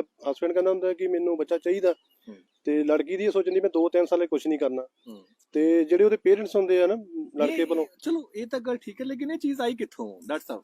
ਜਿਹੜੀ ਕਿੱਥੋਂ ਆਈ? ਕਿਉਂਕਿ ਪਹਿਲਾਂ ਤਾਂ ਸਾਡੇ ਵਿਆਹ ਹੁੰਦੇ ਸੀ, ਵਿਆਹ ਦੇ ਦੂਸਰੇ ਤੀਸਰੇ ਦਿਨ ਗੁਫ਼ਤਗੂ ਸ਼ੁਰੂ ਹੋ ਜਾਂਦੀ ਸੀ, ਬੱਚਿਆਂ ਦੇ ਨਾਮ ਅਸੀਂ ਰੱਖਣੇ ਸ਼ੁਰੂ ਕਰ ਸੋਚਣੇ ਸ਼ੁਰੂ ਕਰ ਦਿੰਦੇ, ਹਰੇਕ ਹੀ ਇਸ ਤਰ੍ਹਾਂ ਹੀ ਕਰਦਾ ਹੈ। ਜੀ ਜੀ। ਤੇ ਫਿਰ ਇਹ ਜਿਹੜੀ ਪ੍ਰਵਿਰਤੀ ਹੈਗੀ ਹੈ, ਇਹ ਚੀਜ਼ ਕਿੱਥੋਂ ਆਈ? ਸਾਡੇ ਸਿਸਟਮ, ਸਾਡੇ ਸਮਾਜ ਦਾ ਤਾਂ ਹਿੱਸਾ ਹੈ। ਜਿਹੜਾ ਸਾਡਾ ਇੰਡੀਆ ਦਾ ਕਲਚਰ ਹੈਗਾ ਜਾਂ ਸਾਡੇ ਪੰਜਾਬ ਦਾ ਸਮਾਜ ਦੇ ਵਿੱਚ ਕਲਚਰ ਜਿਹੜਾ ਹੈਗਾ ਨਾ, ਉਹ ਇੱਥੇ ਨਹੀਂ ਹੈਗਾ। ਇਹ ਪੱਛਮੀ ਸੱਭਿਅਤਾ ਜਿਹੜੀ ਹੈਗੀ ਆ, ਉਹਨੂੰ ਦੇਖ ਕੇ ਅਸੀਂ ਬਹੁਤ ਅਵੇਅਰ ਹੋ ਗਏ ਵੀ ਅਸੀਂ ਜਿੱਦਾਂ ਉਹ ਬਾਹਰ ਕਰਦੇ ਆ 20 ਸਾਲ 25 ਸਾਲ ਬੱਚਾ ਨਹੀਂ ਲੈ ਰਹੇ। ਜੀ ਜੀ ਜੀ ਜੀ। ਤੇ ਉਹ ਕਹਿੰਦੇ ਕੋਈ ਗੱਲ ਨਹੀਂ, ਬੱਚਾ ਜੋ ਮਰਜ਼ੀ ਹੈ, ਜੋ ਖਾਣਾ ਉਹ ਆਪਾਂ ਹੈਂਡ ਟੂ ਮਾਊਥ ਵਾਲੀ ਗੱਲ ਹੁੰਦੀ ਹੈ, ਜੋ ਖਾ ਲਿਆ ਕਮਾ ਲਿਆ ਤੇ ਕਰ। ਜੇ ਪੱਛਮੀ ਦੇਸ਼ਾਂ ਦੀ ਗੱਲ ਕਰੀਏ ਨਾ, ਉੱਥੇ ਜਿੰਨੀ ਜਲਦੀ ਵਿਆਹ ਹੁੰਦਾ ਉਹ ਤੋਂ ਵੀ ਜਲਦੀ ਤਲਾਕ ਹੋ ਜਾਂਦਾ ਔਰ ਸਭ ਤੋਂ ਵੱਡੀ ਗੱਲ ਉੱਥੇ ਇੱਕ ਹੋਰ ਬਹੁਤ ਵੱਡੀ ਚੀਜ਼ ਦੇਖਣ ਨੂੰ ਮਿਲਦੀ ਆ ਕਿ ਬੜੇ ਆਰਾਮ ਜੇ ਨਾਲ ਕਹਿ ਦਿੰਦੇ ਓਕੇ ਤੁਸੀਂ ਸੈਪਰੇਟ ਰਹਿ ਲਓ, ਮੈਂ ਸੈਪਰੇਟ ਆ, ਮੈਂ ਹੁਣ ਉੱਚ ਖੁਸ਼ ਆ, ਮੈਂ ਹੁਣ ਖੁਸ਼। ਜਦ ਕਿ ਸਾਡੇ ਸਮਾਜ 'ਚ ਇਹ ਚੀਜ਼ ਨਹੀਂ ਸੀ ਆਉਂਦੀ ਹੈ ਨਾ। ਤੇ ਇਹ ਦੇਖਣ ਵਾਲੀਆਂ ਗੱਲਾਂ। ਬੇਸਿਕਲੀ ਡਾਕਟਰ ਸਾਹਿਬ ਦੱਸੋ ਜੀ ਕੀ ਹੈ, ਅਸੀਂ ਜਿਹੜੇ ਪੱਛਮੀ ਸੱਭਿਅਤਾ ਹੈਗੀਆਂ ਉਹਦੀਆਂ ਚੰਗੀਆਂ ਚੀਜ਼ਾਂ ਨਹੀਂ ਅਸੀਂ ਅਡਾਪਟ ਕਰਦੇ। ਸਾਡੀ ਦਿੱਕਤ ਇਹ ਹੈ ਕਿ ਤੁਸੀਂ ਕਿਸੇ ਅੰਗਰੇਜ਼ ਨੂੰ ਜਾਂ ਕਿਸੇ ਗੋਰੇ ਨੂੰ ਜਾਂ ਕਿਸੇ ਵਿਦੇਸ਼ੀ ਨੂੰ ਜਿੰਨੀਆਂ ਮਰਜ਼ੀ ਤੁਸੀਂ ਮੰਦੀ ਚੰਗੀ ਸ਼ਬਦਾਵਲੀ ਬੋਲ ਲਓ, ਜੇਕਰ ਤੁਸੀਂ ਇਹ ਕਹਿਤਾ ਕਿ ਤੂੰ ਝੂਠ ਬੋਲਦਾ, ਭਾਜੀ ਤੁਹਾਡੇ ਗੱਲ ਪੈ ਜਾਣਾ ਉਹਨੇ। ਦੇਖੋ, ਉਦਾਂ ਜੋ ਮਰਜ਼ੀ ਕਰੀ ਜਾਈਏ, ਅਸੀਂ ਜਿੰਨਾ ਮਰਜ਼ੀ ਆਪਣੇ ਆਪ ਨੂੰ ਕਹੀ ਜਾਈਏ ਅਸੀਂ ਬਹੁਤ ਐਡਵਾਂਸ ਹੋ ਗਏ ਆ, ਲੇਕਿਨ ਅਸੀਂ ਐਡਵਾਂਸ ਕੋਈ ਨਹੀਂ ਹੋਏ ਹੈਗੇ। ਜਿੱਦਾਂ ਤੁਸੀਂ ਪਹਿਲਾਂ ਵੀ ਇਹ ਗੱਲ ਕੀਤੀ ਸੀ, ਮੁੜ ਕੇ ਗੱਲ ਜਿਹੜੀ ਹੈਗੀ ਆ ਵੀ ਔਰਤ ਤੇ ਆ ਡਿੱਗਦੀ ਆ, ਕਿਉਂਕਿ ਇੱਥੇ ਤਾਂ ਜਿਹੜਾ ਸਾਡਾ ਹੈਗਾ ਨਾ ਮਰਦ ਪ੍ਰਧਾਨ ਸਮਾਜ ਦੀ ਜਿਹੜੀ ਗੱਲ ਹੈ, ਜਿੱਦਾਂ ਮੈਂ ਪਹਿਲਾਂ ਗੱਲ ਕੀਤੀ ਆ ਵੀ ਬੰਦਾ ਕੁਝ ਨਹੀਂ ਯੂਜ਼ ਕਰਨਾ ਚਾਹੁੰਦਾ, ਔਰਤ ਨੂੰ ਧੱਕੇ ਦੇ ਨਾਲ ਗੋਲੀਆਂ ਖਿਲਾਈਆਂ ਜਾਂਦੀਆਂ। ਜੇ ਆਪਾਂ ਗਰਭ ਨਿਰੋਧਕ ਗੋਲੀ ਦੀ ਵੀ ਗੱਲ ਕੀਤੀ ਹੈ ਨਾ, ਉਹ ਵੀ ਸਿਆਪਾ ਔਰਤ ਦੇ ਗਲ ਪੈਂਦਾ, ਸਿਹਤ ਉਹਦੀ ਖਰਾਬ ਹੁੰਦੀ ਹੈ, ਸਿਹਤ ਔਰਤ ਦੀ ਖਰਾਬ ਹੁੰਦੀ ਆ। ਕਈ ਵਾਰ ਵਿਰੋਧ ਕਰਨਾ ਚਾਹੀਦਾ ਹੈ। ਕਈ ਵਾਰੀ ਜਿਹੜੀਆਂ ਉਹ ਕਿੱਟਾਂ ਆਉਂਦੀਆਂ ਹੈਗੀਆਂ ਆ, ਜਦੋਂ ਕਈ ਵਾਰੀ ਪ੍ਰੈਗਨੈਂਸੀ ਹੋ ਜਾਂਦੀ ਹੈ ਨਾ, ਉਹ ਕਹਿੰਦੇ ਜੀ ਸਾਨੂੰ ਤਾਂ ਜ਼ਰੂਰਤ ਨਹੀਂ ਹੈ ਬੱਚੇ ਦੀ, ਸਾਨੂੰ ਜ਼ਰੂਰਤ ਨਹੀਂ ਹੈ, ਉਹ ਫਿਰ ਗੋਲੀ ਲਿਆ ਕੇ ਖਿਲਾਉਂਦੇ ਆਪਾਂ, ਹਨਾ।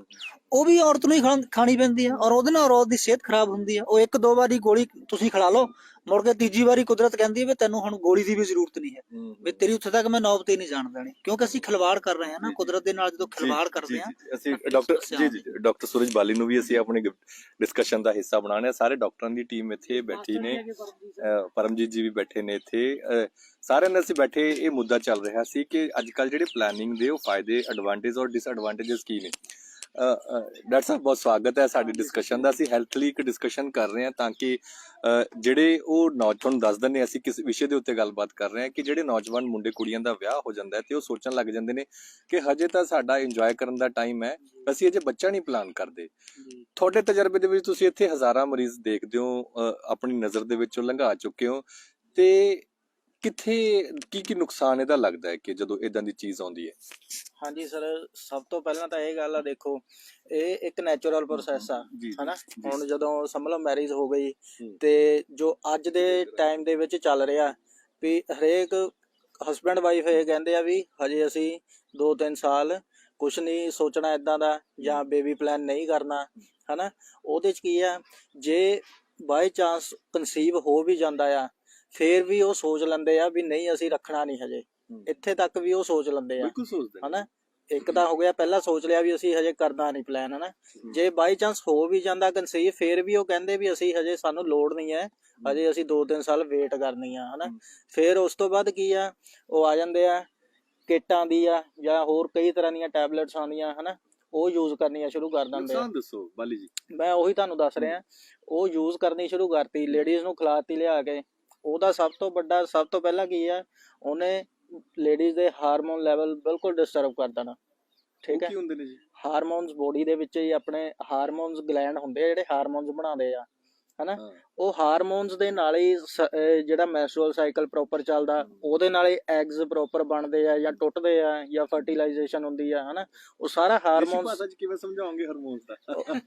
ਸਾਡੇ ਜਿਹੜੇ ਦੇਖ ਰਹੇ ਨੇ, ਜਿਹੜੇ ਦਰਸ਼ਕ ਨੇ, ਉਹਨਾਂ ਨੂੰ ਦੱਸੋ ਕਿ ਹਾਰਮੋਨਸ ਦਾ ਕੰਮ ਕੀ ਹੁੰਦਾ ਪਹਿਲਾਂ ਸਾਨੂੰ ਦੱਸੋ। ਹਾਰਮੋਨਸ ਦਾ ਇਹੀ ਕੰਮ ਹੁੰਦਾ ਵੀ ਇੱਕ ਤਾਂ ਜਿਹੜਾ ਸਭ ਤੋਂ ਵੱਡਾ, ਜਨਾਨੀ ਨੂੰ ਜਨਾਨੀ ਵਰਗੀ ਰੱਖਣ ਦੇ ਵਿੱਚ ਤੇ ਬੰਦੇ ਨੂੰ ਬੰਦੇ ਵਰਗਾ ਰੱਖਣ ਦੇ ਵਿੱਚ, ਬਿਲਕੁਲ ਆਪਾਂ ਇਹ ਕਹਿ ਲਈਏ, ਹੈ ਜੀ ਡਾਕਟਰ ਸਾਹਿਬ, ਇਹੀ ਚੀਜ਼ ਹੁੰਦੀ ਹੈ। ਸਭ ਤੋਂ ਵੱਡਾ ਕੀ ਆ, ਜਿਹੜਾ ਲੇਡੀਜ਼ ਨੂੰ ਮਹੀਨਾ ਆਉਂਦਾ, ਹਨਾ, ਪੀਰੀਅਡ ਆਉਂਦੇ ਆ, ਉਹ ਅੱਗੇ ਪਿੱਛੇ ਹੋ ਜਾਣੇ ਆ। ਉਹ ਜਦੋਂ ਆਪਾਂ ਉਹ ਕੰਟਰਾਸੈਪਟਿਵ ਪਿਲਸ ਦੇਣੀਆਂ ਸ਼ੁਰੂ ਕਰਤੀਆਂ, ਇਹ ਤੇ ਘਰ ਦਿਖਦਾ। ਹਾਂ, ਇਹ ਇੱਕ ਤਾਂ ਨੈਚੁਰਲ ਅੱਜ ਕੱਲ ਹੈਗਾ ਆ, ਆਪਣੀ ਡਾਈਟ ਪਲਾਨ, ਲਾਈਫ ਸਟਾਈਲ, ਉਹ ਵੀ ਇਹਦੇ ਚ ਕਾਊਂਟ ਕਰਦਾ। ਬਾਕੀ ਕੁਛ ਅਸੀਂ ਆਪ ਜਿਹੜੇ ਏਦਾਂ ਉਹਨਾਂ ਨੂੰ ਛੇੜਦੇ ਆ ਕੋਈ ਕੰਟਰਾਸੈਪਟਿਵ ਦੇ ਕੇ ਮਹੀਨਾ ਡਿਸਟਰਬ ਹੋ ਗਿਆ, ਉਸ ਤੋਂ ਬਾਅਦ ਉਹਦੇ ਲਈ ਦਵਾਈਆਂ ਸ਼ੁਰੂ ਕਰ ਦੇਣੀਆਂ ਵੀ ਹੁਣ ਮਹੀਨਾ ਨਹੀਂ ਆਦਾ ਜਾਂ ਦਵਾਈਆਂ ਖਾ ਲਓ ਹਨਾ, ਆਹ ਖਾ ਲਓ ਉਹ ਖਾ ਲਓ ਹਨਾ, ਉਹ ਕਰ ਦੇਣਾ। ਉਹਦੇ ਨਾਲ ਕੀ ਆ, ਫਿਰ ਉਸ ਤੋਂ ਬਾਅਦ ਓਵਰੀਜ਼ ਆ ਜਾਂਦੀਆਂ, ਆਂਡੇਦਾਨੀਆਂ ਜਿਹਨੂੰ ਕਹਿ ਦਿੰਦੇ ਆ, ਉਹਨਾਂ 'ਚ ਪ੍ਰੋਬਲਮ ਆਣੀ ਸ਼ੁਰੂ ਹੋ ਜਾਂਦੀ ਆ, ਬੱਚੇਦਾਨੀ ਜਾਣੀ ਸ਼ੁਰੂ ਹੋ ਜਾਂਦੀ ਆ ਹਨਾ, ਬੱਚੇਦਾਨੀ ਜਾਣੀ ਸ਼ੁਰੂ ਹੋ ਜਾਂਦੀ ਆ। ਈਵਨ ਕਿ ਅੱਜ ਤੁਸੀਂ ਇਹ ਦੇਖੋ ਵੀ ਮੈਕਸਿਮਮ ਲੇਡੀਜ਼ ਦੇ ਵਿੱਚ ਰਸੋਲੀਆਂ ਦੀ ਪ੍ਰੋਬਲਮ ਆ। ਅਸੀਂ ਪੇਸ਼ੈਂਟ ਦੇਖੀ ਦੇ ਆ, ਸਾਡੇ ਕੋਲ ਲੇਡੀਜ਼ ਆਉਂਦੀਆਂ ਜਿਨ੍ਹਾਂ ਨੂੰ ਪੀਸੀਓਡੀ ਦੀ ਵੀ ਬੜੀ ਦਿੱਕਤ ਪੀਸੀਓਡੀ, ਇਹ ਮੇਨ ਇਹੀ ਚੀਜ਼ ਆ। ਰਸੋਲੀਆਂ ਬਾਅਦ ਚ ਬੰਨੀਆਂ ਹੁੰਦੀ ਨੇ ਜੀ, ਰਸੋਲੀਆਂ ਵੀ ਅੱਜਕੱਲ ਬੜੀ ਟਾਈਪ ਰਸੋਲੀਆਂ ਮਾਸ ਦੀਆਂ, ਹਾਂਜੀ ਮਾਸ ਦੀਆਂ, ਪਾਣੀ ਦੀਆਂ ਹਨਾ, ਇਹ ਕਈ ਤਰ੍ਹਾਂ ਦੀਆਂ ਆ। ਉਹਨਾਂ ਦੇ ਵਿੱਚੋਂ ਫਿਰ ਹੌਲੀ ਹੌਲੀ ਕੈਂਸਰ ਦੀਆਂ ਰਸੋਲੀਆਂ ਵੀ ਬਣ ਜਾਂਦੀਆਂ। ਪੈਦਾ ਹੁੰਦੀਆਂ ਨੇ ਜਦੋਂ ਅਸੀਂ ਕੁਦਰਤ ਦੇ ਫਲੋ ਨੂੰ ਰੋਕਦੇ ਹਾਂ। ਬਿਲਕੁਲ ਬਿਲਕੁਲ ਉਦੋਂ ਹੁੰਦੀ ਆ, ਜਦੋਂ ਜਿਹੜੀ ਨੈਚੁਰਲ ਚੀਜ਼ ਚੱਲ ਰਹੀ ਆ ਉਹਨੂੰ ਆਪਾਂ ਹਟਾ ਕੇ ਆਪਣਾ ਵਿੱਚ ਕਰਦੇ ਆ ਵੀ ਨਹੀਂ ਯਾਰ ਇਹ ਸਾਨੂੰ ਨਹੀਂ ਚਾਹੀਦਾ, ਗੋਲੀਆਂ ਖਾ ਲਓ, ਰੱਬ ਬਣਨ ਦੀ ਕੋਸ਼ਿਸ਼ ਕਰਦੇ ਆ। ਜਦੋਂ ਆਪਾਂ ਇਹ ਸੋਚ ਲੈਂਦੇ ਆ ਵੀ ਹਜੇ ਨਹੀਂ, ਹਜੇ ਵੇਟ ਕਰੋ, ਇਹਨੂੰ ਡਿਸਟਰੋਏ ਕਰ ਦੋ ਹਨਾ, ਹਾਂ ਫਿਰ ਇਹ ਚੀਜ਼ ਆ ਜਾਂਦੀ ਹੈ। ਜੀ ਬਹੁਤ ਸ਼ੁਕਰੀਆ ਬਾਲੀ ਜੀ। ਸ਼ਾਮ ਜੀ, ਜਿਸ ਤਰੀਕੇ ਨਾਲ ਇੱਥੇ ਗੱਲਬਾਤ ਚੱਲ ਰਹੀ ਹੈ ਕਿ ਜੇਕਰ ਇਦਾਂ ਦੀ ਦਿੱਕਤ ਆ ਜਾਵੇ, ਪਰਮਾਤਮਾ ਨਾ ਕਰੇ, ਪਰ ਆ ਵੀ ਰਹੀਆਂ ਨੇ ਬਹੁਤ ਜ਼ਿਆਦਾ ਦਿੱਕਤ ਹੈ। ਮੈਂ ਇਦਾਂ ਦੇ ਜੋੜਿਆਂ ਨੂੰ ਜਾਣਦਾ ਕਿ ਜਿਨ੍ਹਾਂ ਨੇ ਇੱਕ ਵਾਰ ਰੱਬ ਬਣਨ ਦੀ ਕੋਸ਼ਿਸ਼ ਕੀਤੀ ਤੇ ਫਿਰ ਰੱਬ ਨੇ ਉਹਨਾਂ ਨੂੰ ਸ਼ਕਤੀ ਦਿਖਾਈ ਤੇ 20 ਸਾਲ ਹੋ ਗਏ ਨੇ, ਹੁਣ ਤੱਕ ਉਹ ਬੱਚੇ ਨੂੰ ਤਰਸਦੇ ਨੇ। ਕਦੇ ਕਿਸੇ ਤੋਂ ਡਿਮਾਂਡ ਕਰਦੇ ਨੇ ਕਿ ਸਾਨੂੰ ਬੱਚਾ ਦੇ ਦਿਓ, ਕਦੇ ਕਿਸੇ ਤੋਂ ਡਿਮਾਂਡ ਕਰਦੇ ਨੇ। ਜਿਹੜੇ ਕਹਿੰਦੇ ਸੀ ਜੀ ਪਹਿਲਾਂ ਥੋੜਾ ਜਿਹਾ ਸੈੱਟ ਹੋ ਜਾਈਏ ਫਿਰ ਅਸੀਂ ਬੱਚਾ ਲੈਣਾ ਹੈ, ਤੇ ਜਦੋਂ ਸੈੱਟ ਹੋ ਗਏ ਪਰਮਾਤਮਾ ਕਹਿੰਦਾ ਤੁਹਾਡਾ ਬੱਚਾ ਲੈਣ ਦਾ ਪਲਾਨ ਨਹੀਂ ਸੀ, ਸੈੱਟ ਹੋਣ ਦਾ ਪਲਾਨ ਸੀ, ਮੈਂ ਤੁਹਾਨੂੰ ਕਰੋੜਾਂ ਰੁਪਏ ਦੇਤਾ, ਹੁਣ ਤੁਸੀਂ ਬੱਚਾ ਲੈ ਕੇ ਦਿਖਾਓ। ਜੀ ਸ਼ਾਮ ਜੀ। ਜੀ ਕਸਮ ਜੀ, ਜਿਹੜਾ ਪ੍ਰੋਸੈਸ ਇਹ ਗਲਤ ਆਪਾਂ ਅਪਣਾ ਲੈਂਦੇ ਨਾ, ਫਿਰ ਉਸ ਪ੍ਰੋਸੈਸ ਤੋਂ ਬਾਅਦ ਜਿਹੜਾ ਬੱਚਾ ਲੈਣ ਦੀ ਗੱਲ ਨਾ ਫਿਰ ਅਸੀਂ ਭੁੱਲ ਜਾਈਏ, ਕਿਉਂਕਿ ਅਸੀਂ ਇੰਨੀਆਂ ਗਲਤੀਆਂ ਕਰ ਚੁੱਕੇ ਹੁੰਦੇ ਆ ਵੀ ਸਾਨੂੰ ਜਿਹੜਾ ਬੇਬੀ ਕਨਸੀਵ ਕਰਨ 'ਚ ਬਹੁਤ ਜ਼ਿਆਦਾ ਪ੍ਰੋਬਲਮ ਆਉਂਦੀ ਆ। ਫਿਰ ਅਸੀਂ ਅਲੱਗ-ਅਲੱਗ ਤਰ੍ਹਾਂ ਦੇ ਜਿਹੜੇ ਟ੍ਰੀਟਮੈਂਟ ਕਰਾਉਂਦੇ ਆ, ਉਹਦੇ ਵਿੱਚ ਵੀ ਜਦੋਂ ਕਹਿ ਲਓ ਵੀ ਬੰਦੇ ਦੇ ਹੱਥ ਕੁਝ ਨਹੀਂ ਪੈਂਦਾ। ਅਖੀਰ ਤੇ ਕਈ ਵਾਰੀ ਇਦਾਂ ਦੀ ਵੀ ਹਾਲਤ ਹੋ ਜਾਂਦੀ ਹੈ ਵੀ ਬੰਦਿਆਂ ਨੂੰ ਇਸ ਗੱਲ ਨੂੰ ਲੈ ਕੇ ਵੀ ਡਿਵੋਰਸ ਤੱਕ ਗੱਲ ਪਹੁੰਚ ਜਾਂਦੀ ਹੈ ਕਿ ਸਾਡੇ ਕੋਲ ਬੇਬੀ ਨਹੀਂ ਹੋ ਰਿਹਾ, ਮੈਂ ਕਿਸੇ ਹੋਰ ਮੈਰਿਜ ਨੂੰ ਕਰੂੰਗਾ ਹਨਾ, ਇਹ ਚੀਜ਼ਾਂ ਆ ਜਾਂਦੀਆਂ। ਬਾਕੀ ਸਮਾਜ ਵਿੱਚ ਆਪਾਂ ਇਹੀ ਗੱਲ ਕਵਾਂਗੇ ਕਿ ਇਦਾਂ ਦੀਆਂ ਜਿਹੜੀਆਂ ਪ੍ਰੋਬਲਮ ਹੈਗੀਆਂ ਇਹਨਾਂ ਨੂੰ ਬਚਿਆ ਜਾਵੇ ਇਹਨਾਂ ਤੋਂ ਹਨਾ। ਕੰਟਰਾਸੈਪਟਿਵ ਜਿਹੜੇ ਹੈਗੇ ਆ ਉਹ ਘੱਟ ਤੋਂ ਘੱਟ ਪ੍ਰਯੋਗ ਕਰਨੇ ਚਾਹੀਦੇ, ਯੂਜ਼ ਕਰਨੇ ਚਾਹੀਦੇ ਨੇ। ਜੀ ਤੇ ਫਿਰ ਡਾਕਟਰ ਸਾਹਿਬ ਸੰਜੀਵ ਜੀ, ਸਾਨੂੰ ਇਹ ਸਮਝਾਓ ਕਿ ਜਿਹੜੀਆਂ ਚੀਜ਼ਾਂ ਅਸੀਂ ਇਸ ਵੇਲੇ ਜਿਸ ਰਾਹ ਦੇ ਉੱਤੇ ਪਏ ਹੋਇਆ, ਇਹ ਮੰਜ਼ਿਲ ਕਿੱਥੇ ਹੈ, ਕੀ ਮੰਜ਼ਿਲ ਹੈ ਇਹਦੀ, ਜਿਹੜੀ ਰਾਹ ਤੇ ਅੱਜ ਅਸੀਂ ਪੈ ਚੁੱਕੇ ਹਾਂ। ਰੱਬ ਬਣਨ ਦੀ ਕੋਸ਼ਿਸ਼ ਕਰਦੇ ਹਾਂ, ਕੁਦਰਤ ਦੇ ਵਰਤਾਰੇ ਦੇ ਵਿੱਚ ਖਿਲਵਾੜ ਅਸੀਂ ਕਰ ਰਹੇ ਹਾਂ ਇਸ ਵੇਲੇ, ਉਹ ਮਾਰਗ ਜਿਹੜਾ ਕੁਦਰਤ ਨੇ ਬਣਾਇਆ ਹੈ, ਤੇ ਜਦੋਂ ਅਸੀਂ ਉਹ ਰਾਹ ਦੇ ਵਿੱਚ ਅੜਿੱਕਾ ਬਣਦਾ, ਟੋਏ ਪੱਟਦੇ ਹਾਂ, ਮਿੱਟੀ ਰੇਤਾ ਆਪਣੇ ਵਿਚਾਰਾਂ ਦੇ ਵਿੱਚ ਪਾਉਣੇ ਆ, ਇਲਾਜਾਂ ਦੇ ਵਿੱਚ ਪਾਉਣੇ ਆ, ਟ੍ਰੀਟਮੈਂਟਾਂ ਦੇ ਵਿੱਚ ਪਾਉਣੇ ਆ, ਤੇ ਫਿਰ ਮੰਜ਼ਿਲ ਕਿੱਥੇ ਤੱਕ ਜਾ ਗਈ? ਦੇਖੋ ਸਰ, ਪਹਿਲਾਂ ਤਾਂ ਸੁਝਾਅ ਇੱਕ ਸਿੱਧਾ, ਜਦੋਂ ਵਿਆਹ ਹੋ ਗਿਆ, ਦੇਸੀ ਸੁਝਾਅ, ਜਦੋਂ ਵਿਆਹ ਹੋ ਗਿਆ ਅਗਰ ਪ੍ਰੈਗਨੈਂਸੀ ਹੋ ਜਾਂਦੀ ਆ ਤਾਂ ਉਹਦੇ ਵਿੱਚ ਕੋਈ ਖਿਲਵਾੜ ਨਹੀਂ, ਔਰਤ ਨੂੰ ਬੱਚਾ ਜੰਮਣ ਦਿਓ। ਓਕੇ, ਮਤਲਬ ਤੁਹਾਡਾ ਕਹਿਣ ਦਾ ਭਾਵ ਇਹ ਹੈ ਕਿ ਜਦੋਂ ਪ੍ਰੈਗਨੈਂਸੀ ਹੋ ਗਈ ਤਾਂ ਉਸ ਵੇਲੇ ਡਾਕਟਰ ਕੋਲ ਨਾ ਅਸੀਂ ਜਾਈਏ, ਪ੍ਰੈਗਨੈਂਸੀ ਦਾ ਪਤਾ ਲੱਗਦੇ ਅਸੀਂ ਹਲਵਾਈ ਵੱਲ ਨੂੰ ਭੱਜੀਏ। ਹਾਂ ਬਿਲਕੁਲ ਸਰ, ਲੋਕਾਂ ਦਾ ਮੂੰਹ ਮਿੱਠਾ ਕਰਾਓ, ਜਿਵੇਂ ਹਲਵਾਈ ਵੱਲ, ਜਿਵੇਂ ਖੁਸ਼ੀ ਹੁੰਦੀ ਹੈ ਨਾ ਘਰ ਦੇ ਵਿੱਚ ਵੀ ਬੇਟਾ ਜਾਂ ਬੇਟੀ ਆਉਣ ਵਾਲੀ ਆ, ਉਹਦੀ ਖੁਸ਼ੀ ਮਨਾਉਣ ਦੀ ਤਿਆਰੀ ਕਰੀਏ। ਜਿਹੜੀ ਘਰ ਦੇ ਵਿੱਚ ਬਹੂ ਤੇ ਦੁਆਵਾਂ ਅਸੀਂ ਤਾਂ ਇਹ ਕਰੀਏ, ਮੈਂ ਤਾਂ ਇਹੀ ਦੁਆ ਕਰਦਾ ਹੁੰਦਾ ਜੀ ਕਿ ਪਹਿਲਾਂ ਬੇਟੀ ਆਵੇ ਹਰੇਕ ਦੇ ਘਰ, ਉਹ ਤੁਹਾਨੂੰ ਸਾਹਮਣ ਵਾਲੀ ਤਾਂ ਹੋਊਗੀ ਘੱਟੋ ਘੱਟ। ਇਹ ਚੀਜ਼ ਹੈਗੀ ਆ। ਬੰਦਾ ਇਨਸਾਨ ਬੜਾ ਸੈਲਫਿਸ਼ ਹੈ ਜੀ, ਅਗਰ ਕਹਿਣਾ ਵੀ ਹੈ ਨਾ, ਮੈਂ ਤਾਂ ਹਮੇਸ਼ਾ ਇਹੀ ਕਹਿੰਦਾ ਹੁੰਦਾ ਸੀ ਕਿ ਇਹ ਪਰਮਾਤਮਾ ਮੈਨੂੰ ਬੇਟੀ ਦੇ। ਜਦੋਂ ਮੇਰੀ ਮੈਰਿਜ ਹੋਈ ਹੈ, ਵਿਆਹ ਹੋਇਆ, ਉਸ ਵੇਲੇ ਇਨਸਾਨੀਅਤ ਨੂੰ ਸਮਝਣ ਲੱਗ ਪੈਂਦਾ। ਜਦੋਂ ਬੇਟੀ ਘਰੇ ਆ ਜਾਂਦੀ ਨਾ, ਬੰਦਾ ਦੂਜੇ ਦੀ ਬੇਟੀ ਨੂੰ ਬੇਟੀ ਸਮਝਦਾ। ਫਿਰ ਜੇ ਬੇਟੀ ਨਹੀਂ ਹੈਗੀ ਨਾ, ਫਿਰ ਏਦਾਂ ਲੱਗਦਾ ਰਹਿੰਦਾ ਕਿ ਮੈਂ ਘਰੇ ਆਪਣੇ ਮਿਰਜ਼ਾ ਪਾਲਿਆ ਆ। ਦੇਖੋ ਜੇ ਨਾ ਦੇਖੋ ਇੱਥੇ ਵੀ ਬੰਦਾ ਜਿਹੜਾ ਨਾ ਮਨੁੱਖ ਤੁਸੀਂ ਆਪ ਕਹਤੇ ਸਵਾਰਥੀ ਆ। ਜਦੋਂ ਕੋਈ ਵੀ ਔਰਤ ਜਿਹੜੀ ਹੈਗੀ ਉਹ ਗਰਭਵਤੀ ਹੁੰਦੀ ਆ, ਹਮੇਸ਼ਾ ਇਹੀ ਸੋਚਿਆ ਜਾਂਦਾ ਕਿ ਮੁੰਡਾ ਹੋਵੇ। ਬੜੀ ਔਰਤਾਂ ਵੀ ਇਹੀ ਸੋਚਦੀਆਂ, ਔਰਤਾਂ ਵੀ ਕਈ ਵਾਰ ਇਹੀ ਸੋਚਦੀਆਂ। ਗੱਲ ਦਾ ਸਾਡੇ ਦਾ ਵਿਸ਼ਾ ਕੁਝ ਹੋ ਰਿਹਾ, ਪਰ ਥੋੜਾ ਜਿਹਾ ਵਿੱਚ ਆ ਗਿਆ, ਆਪਾਂ ਕਰ ਹੀ ਲੈਨੇ ਗੱਲ ਇੱਥੇ ਵੀ ਜੇ ਔਰਤ ਪ੍ਰੈਗਨੈਂਟ ਹੁੰਦੀ ਆ ਤੇ ਬੰਦਾ ਚਾਹੁੰਦਾ ਹੈ ਕਿ ਮੁੰਡਾ ਹੋਵੇ। ਬੰਦੇ ਤੋਂ ਭਾਵ ਆਪਾਂ ਪਰਿਵਾਰਕ ਮੈਂਬਰ, ਚਾਹੇ ਉਹਦੇ ਵਿੱਚ ਔਰਤ ਵੀ ਹੋਵੇ ਕੋਈ ਵੀ, ਖੁਦ ਔਰਤ ਜਿਹੜੀ ਪ੍ਰੈਗਨੈਂਟ ਹੁੰਦੀ ਉਹ ਵੀ ਚਾਹੁੰਦੀ ਹੁੰਦੀ ਆ ਕਿ ਮੇਰੇ ਮੁੰਡਾ ਹੀ ਹੋਵੇ। ਲੇਕਿਨ ਜਦੋਂ ਵਜ਼ਨ ਇੰਨਾ, ਮੈਂ ਫੇਰ ਤੁਹਾਨੂੰ ਉਹੀ ਗੱਲ ਕਹਿਣਾ, ਜਦੋਂ ਉਹਦੇ ਤੇ ਵਜ਼ਨ ਹੀ ਇੰਨਾ ਪਾ ਦਿੱਤਾ ਜਾਂਦਾ ਹੈ ਸਾਰੇ ਪਾਸਿਓਂ, ਇੰਨਾ ਤੁਹਾਡੀ ਗੱਲ ਨੂੰ ਮੈਨੂੰ ਤੁਸੀਂ ਜੋ ਗੱਲ ਕਹਿਣਾ ਚਾਹੁੰਦੇ, ਮੈਂ ਤੁਹਾਨੂੰ ਉੱਥੇ ਸਿੱਧਾ ਲੈ ਕੇ ਆਣਾ। ਜੇ ਵਜ਼ਨ ਪਾਉਣ ਲਈ ਆਪਾਂ ਘਰਦਿਆਂ ਤੋਂ ਡਰਦੇ ਆ, ਤਾਂ ਫਿਰ ਜਿਹੜੀ ਆਪਾਂ ਲੈ ਰਹੇ ਆ ਜਿਹਨੂੰ ਟੈਬਲੇਟ ਰਹਿ ਰਹੇ ਜੀ ਪਲਾਨਿੰਗ ਫੈਮਿਲੀ ਪਲਾਨਿੰਗ, ਉਹ ਤੋਂ ਨਹੀਂ ਡਰ ਲੱਗਦਾ? ਉਹ ਤੋਂ ਕਿਉਂ ਨਹੀਂ ਡਰ ਲੱਗਦਾ? ਨਹੀਂ ਮੈਂ ਤਾਂ ਮਕਸਦ ਇਹ ਆ ਕਿ ਡਰ ਕਿਸ ਚੀਜ਼ ਦਾ? ਦਿਖਾਵੇ ਦਾ ਡਰ ਹੈ। ਵੱਡੀ ਗੱਲ ਹੈ ਦਿਖਾਵੇ ਦਾ ਡਰ ਹੈ ਕਿ ਮੈਨੂੰ ਮੇਰੀ ਸੱਸ ਆ ਕਹਿ ਰਹੀ ਆ, ਮੈਨੂੰ ਮਾਂ ਇਹ ਕਹਿ ਰਹੀ ਹੈ। ਸੱਸ ਤਾਂ ਤੁਹਾਨੂੰ ਇਹ ਵੀ ਨਹੀਂ ਕਹਿੰਦੀ ਕਿ ਤੁਸੀਂ ਆਹ ਪਲਾਨਿੰਗ ਕਰੋ। ਉਸ ਵੇਲੇ ਤਾਂ ਕੋਈ ਗੱਲ ਨਹੀਂ, ਉਸ ਖੁਦ ਦਾ ਫੈਸਲਾ ਹੁੰਦਾ। ਖੁਦ ਦੇ ਫੈਸਲਿਆਂ ਨੂੰ ਅਸੀਂ ਦੂਜੇ ਤੇ ਥੋਪਦੇ ਆ।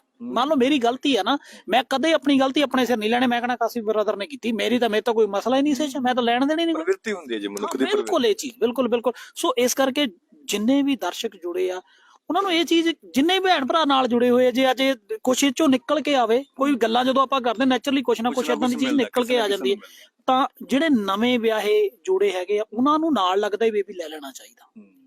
ਨਹੀਂ ਤਾਂ ਇੱਕ ਵਾਰੀ ਝਾਤੀ ਪਿੱਛੇ ਨੂੰ ਮਾਰ ਕੇ ਦੇਖੋ, ਜਿਹੜੇ ਤੁਹਾਡੇ ਭੈਣ ਭਰਾ ਆ ਜਿਨ੍ਹਾਂ ਦੇ ਘਰੇ ਬੱਚਾ ਨਹੀਂ ਹੈਗਾ, ਉਹ ਅੱਜ ਤਰਸ ਰਹੇ ਆ। ਉਹ ਪਤਾ ਨਹੀਂ ਕਿੰਨੇ ਲੱਖਾਂ ਰੁਪਈਆ ਵੀ, ਕਿਹੜੀ ਫੈਮਿਲੀ ਪਲਾਨਿੰਗ ਸੀ? ਉਹ ਪੈਸਾ ਕਮਾਇਆ ਮੁੜ ਕੇ ਡਾਕਟਰਾਂ ਨੂੰ ਦੇ ਦਿੱਤਾ, ਕਿਹੜੀ ਪਲਾਨਿੰਗ ਸੀ? ਕਿਉਂਕਿ ਸਰ ਇਹਦੇ ਵਿੱਚ ਦੋ ਤਿੰਨ ਗੱਲਾਂ ਹੋਰ ਵੀ ਐਡ ਹੈ ਨਾ। ਇੱਕ ਤਾਂ ਆਮ ਤੌਰ ਤੇ ਹੁਣ ਵਿਆਹ ਦੀ ਉਮਰ ਬਹੁਤ ਲੇਟ ਹੁੰਦੀ ਜਾ ਰਹੀ ਹੈ। ਮੈਂ ਇਹ ਨਹੀਂ ਕਹਿੰਦਾ ਵੀ ਨਿਆਣੇ ਵਿਆਹ ਦੇਣੇ ਚਾਹੀਦੇ ਆ, ਮਤਲਬ ਜਿੱਦਾਂ ਹੁਣ ਤਾਂ ਸਾਡੀ ਸਰਕਾਰ ਮਤਲਬ ਜਿਹੜੀ ਪਲੈਨਿੰਗ, ਤੁਹਾਡਾ ਕਹਿਣ ਦਾ ਮਤਲਬ ਇਹ ਹੈ ਕਿ ਜਿਹੜੀ ਪਲੈਨਿੰਗ ਆਪਾਂ ਨੂੰ ਵਿਆਹ ਤੋਂ ਬਾਅਦ ਕਰਨੀ ਚਾਹੀਦੀ ਹੈ ਉਹ ਪਹਿਲੇ ਅਸੀਂ ਪਲਾਨ ਕਰਕੇ ਰੱਖੀਏ। ਜੇਕਰ ਨਹੀਂ ਹੁੰਦੀ ਤਾਂ ਆਪਣਾ, ਅਸੀਂ ਵੀ ਤਾਂ ਬੁੱਢੇ ਹੋ ਰਹੇ ਹਾਂ ਜੀ, 30 ਸਾਲ ਦੀ ਉਮਰ ਦੇ ਵਿੱਚ ਅਸੀਂ ਜਾ ਕੇ ਵਿਆਹ ਕਰਵਾ ਰਹੇ ਹਾਂ, ਉਹਦਾ ਵੀ ਤਾਂ ਕਿਤੇ ਨਾ ਦੀ ਉਮਰ 'ਚ ਜਾ ਕੇ ਵਿਆਹ ਕਰਾਣੇ। ਮੈਂ ਉਹੀ ਗੱਲ ਕਰਨਾ, ਸਾਡਾ ਵੀਰੇ ਜਿਹੜਾ ਆ ਉਹ ਕਮਜ਼ੋਰ ਹੋਣਾ ਸ਼ੁਰੂ ਹੋ ਗਿਆ। ਖੁਰਾਕਾਂ ਨਹੀਂ ਹੈਗੀਆਂ, ਜਦੋਂ ਖੁਰਾਕਾਂ ਨਹੀਂ ਹੈਗੀਆਂ ਤਾਂ ਨੇਚਰਲੀ ਆ। ਅੱਜ ਤੁਸੀਂ ਗੱਲ ਕਰਦੇ ਦੁੱਧ ਦੀ ਗੱਲ ਕਰਦੇ, ਆਪਾਂ ਹਰ ਵਾਰੀ ਵੀਡੀਓ 'ਚ ਗੱਲ ਕਰਦੇ ਦੁੱਧ ਨਾ ਪੀਓ। ਗੁੱਜਰ ਪਰਿਵਾਰ ਜਿਹੜੇ ਜਿਨ੍ਹਾਂ ਦੇ ਪਸ਼ੂ ਚਰਦੇ ਆ, ਚਰ ਕੇ ਆਉਂਦੇ ਆ ਨਾ, ਉਹਨਾਂ ਦੇ ਬੱਚੇ ਬੜੇ ਸਟਰੋਂਗ ਹੁੰਦੇ। ਉਹ ਕਦੇ ਕਿਸੇ ਹਸਪੀਟਲ ਲੈ ਕੇ ਜਾ ਕੇ ਆਪਰੇਟ ਨਹੀਂ ਕਰਾਉਂਦੇ, ਨਾਰਮਲੀ ਘਰੇ ਡਿਲੀਵਰੀਆਂ ਹੋ ਰਹੀਆਂ। ਕਿਉਂ ਹੁੰਦੀਆਂ? ਕਿਉਂਕਿ ਉਹ ਜਿਹੜਾ ਜਾਨਵਰ ਆ, ਜਿਹੜਾ ਉਹ ਮੱਝ ਆ, ਉਹ ਪੱਠੇ ਬਾਹਰੋਂ ਚੁੱਕ ਕੇ ਆਉਂਦੀ, ਉਹਦੇ ਵਿੱਚ ਅਸ਼ਵਗੰਧਾ ਸਾਨੂੰ ਨਾਰਮਲ ਮਿਲਦਾ।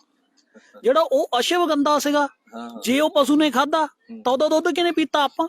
ਸਾਡਾ ਵੀਰੇ ਕਿੰਨਾ ਸਟਰੋਂਗ ਆ, ਬੇਬੀ ਸਟਰੋਂਗ ਆ। ਪਰ ਅਸੀਂ ਉਦੋਂ ਵੀ ਟੀਕੇ ਲਾ ਕੇ ਚੋਣ ਲੱਗੇ ਜੀ। ਦਿੱਕਤਾਂ ਇੱਥੇ ਨੇ ਸਰ। ਟੀਕੇ ਲਾ ਕੇ ਚੋਣ ਲੱਗੇ ਗੱਲਾਂ ਨਾ, ਆਪਣੀ ਗੱਲ ਜਿਹੜੀ ਸ਼ੁਰੂ ਹੋਈ ਫੈਮਿਲੀ ਪਲੈਨਿੰਗ ਤੋਂ, ਆਪਾਂ ਗੱਲ ਕੀਤੀ ਸੀ ਫੈਮਿਲੀ ਪਲੈਨਿੰਗ 3-4 ਪ੍ਰਕਾਰ ਦੀ ਹੁੰਦੀ ਆ।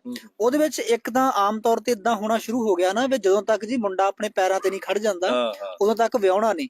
ਔਰ ਨਹੀਂ, ਅਸੀਂ ਪਰਮਾਤਮਾ, ਮੈਂ ਤਾਂ ਇਹ ਪੁੱਛਦਾ ਹੁੰਦਾ ਜਿਹੜੇ ਕਹਿੰਦੇ ਜੀ ਅਸੀਂ ਵਿਆਹਣਾ ਨਹੀਂ, ਮੈਂ ਤਾਂ ਇਹ ਕਿ ਪਰਮਾਤਮਾ ਨਾਲ ਕੋਈ ਕੰਟਰੈਕਟ ਕੀਤਾ ਹੁੰਦਾ ਕਿ ਅਸੀਂ ਪਰਮਾਤਮਾ ਨਾਲ ਕੰਟਰੈਕਟ ਕਰ ਲੈ ਵੀ ਮੁੰਡਾ ਸਾਡਾ ਸੈਟਲ ਹੋ ਜਾਂਦਾ, ਅਸੀਂ ਫਿਰ ਸਿਸਟਮ ਦੇਖੋ, ਸਾਡੇ ਸਮਾਜ ਦਾ, ਸਾਡੀਆਂ ਸਰਕਾਰਾਂ ਦਾ ਸਿਸਟਮ ਇਦਾਂ ਦਾ ਬਣ ਗਿਆ ਵੀ ਤੁਸੀਂ ਤਾਂ ਸਾਰੀ ਉਮਰ ਨਹੀਂ ਸੈੱਟ ਹੋਣਾ, ਹੋਣਾ ਹੀ ਨਹੀਂ। ਇਹਦਾ ਮਤਲਬ ਤੁਸੀਂ ਸਾਰੀ ਉਮਰ ਹੁਣ ਵਿਆਹ ਨਹੀਂ ਕਰਾਓਗੇ। ਅੱਛਾ, ਜਦੋਂ ਪਹਿਲਾਂ ਤਾਂ ਸੈੱਟ ਹੋਣ ਦੇ ਚੱਕਰ ਦੇ ਵਿੱਚ ਵਿਆਹ ਲੇਟ। ਸਰ, ਸੈੱਟ ਹੋਣ ਦੇ ਚੱਕਰ 'ਚ ਮਾਫ ਕਰਨਾ, ਤੁਹਾਨੂੰ ਮੈਂ ਵਿੱਚੋਂ ਰੋਕ ਰਿਹਾ। ਮੈਂ ਬਹੁਤ ਸਾਰੇ ਅਜਿਹੇ ਲੋਕਾਂ ਨੂੰ ਜਾਣਦਾ ਕਿ ਜਿਨ੍ਹਾਂ ਦੀਆਂ ਉਮਰਾਂ 40-40, 45-45 ਸਾਲ ਦੀਆਂ ਹੋ ਗਈਆਂ। ਹੁਣ ਮੈਨੂੰ ਫੋਨ ਕਰਕੇ ਕਹਿੰਦੇ ਨੇ ਵੀ ਕੋਈ ਦੇਖ ਲਓ, ਚੰਗਾ ਡਾਕਟਰ ਦੱਸ ਦਿਓ, ਕੋਈ ਦੇਖ ਲਓ ਕਿ ਯਾਰ ਕੋਈ ਜ਼ਰੂਰਤਮੰਦ ਹੋਵੇ ਜਾਂ ਕੋਈ ਵਿਧਵਾ ਔਰਤ ਹੋਵੇ, ਉਹਨਾਂ ਨਾਲ ਵੀ ਹੁਣ ਫਿਰ ਰਿਸ਼ਤੇ ਤਾਂ ਇਦਾਂ ਦੇ ਆਉਣਗੇ। ਬਿਲਕੁਲ ਸਰ, ਰਿਸ਼ਤੇ ਵੀ ਇਦਾਂ ਦੇ ਆਉਂਦੇ ਆ। ਸੈੱਟ ਹੋਣ ਦੇ ਚੱਕਰ 'ਚ ਵਿਆਹ ਲੇਟ, ਫਿਰ ਮੁੜ ਕੇ ਪਲੈਨਿੰਗ ਦੇ ਚੱਕਰ ਦੇ ਵਿੱਚ ਜਦੋਂ ਤੁਸੀਂ ਪਹਿਲਾਂ ਕਰ ਰਹੇ ਬੱਚਾ ਲੇਟ। ਠੀਕ ਹੈ ਜੀ, ਇਹ 2-3 ਪ੍ਰਕਾਰ ਦੇ ਪਾਸਿਓਂ ਅਸੀਂ ਲੇਟ ਹੋ ਜਾਂਦੇ ਆ।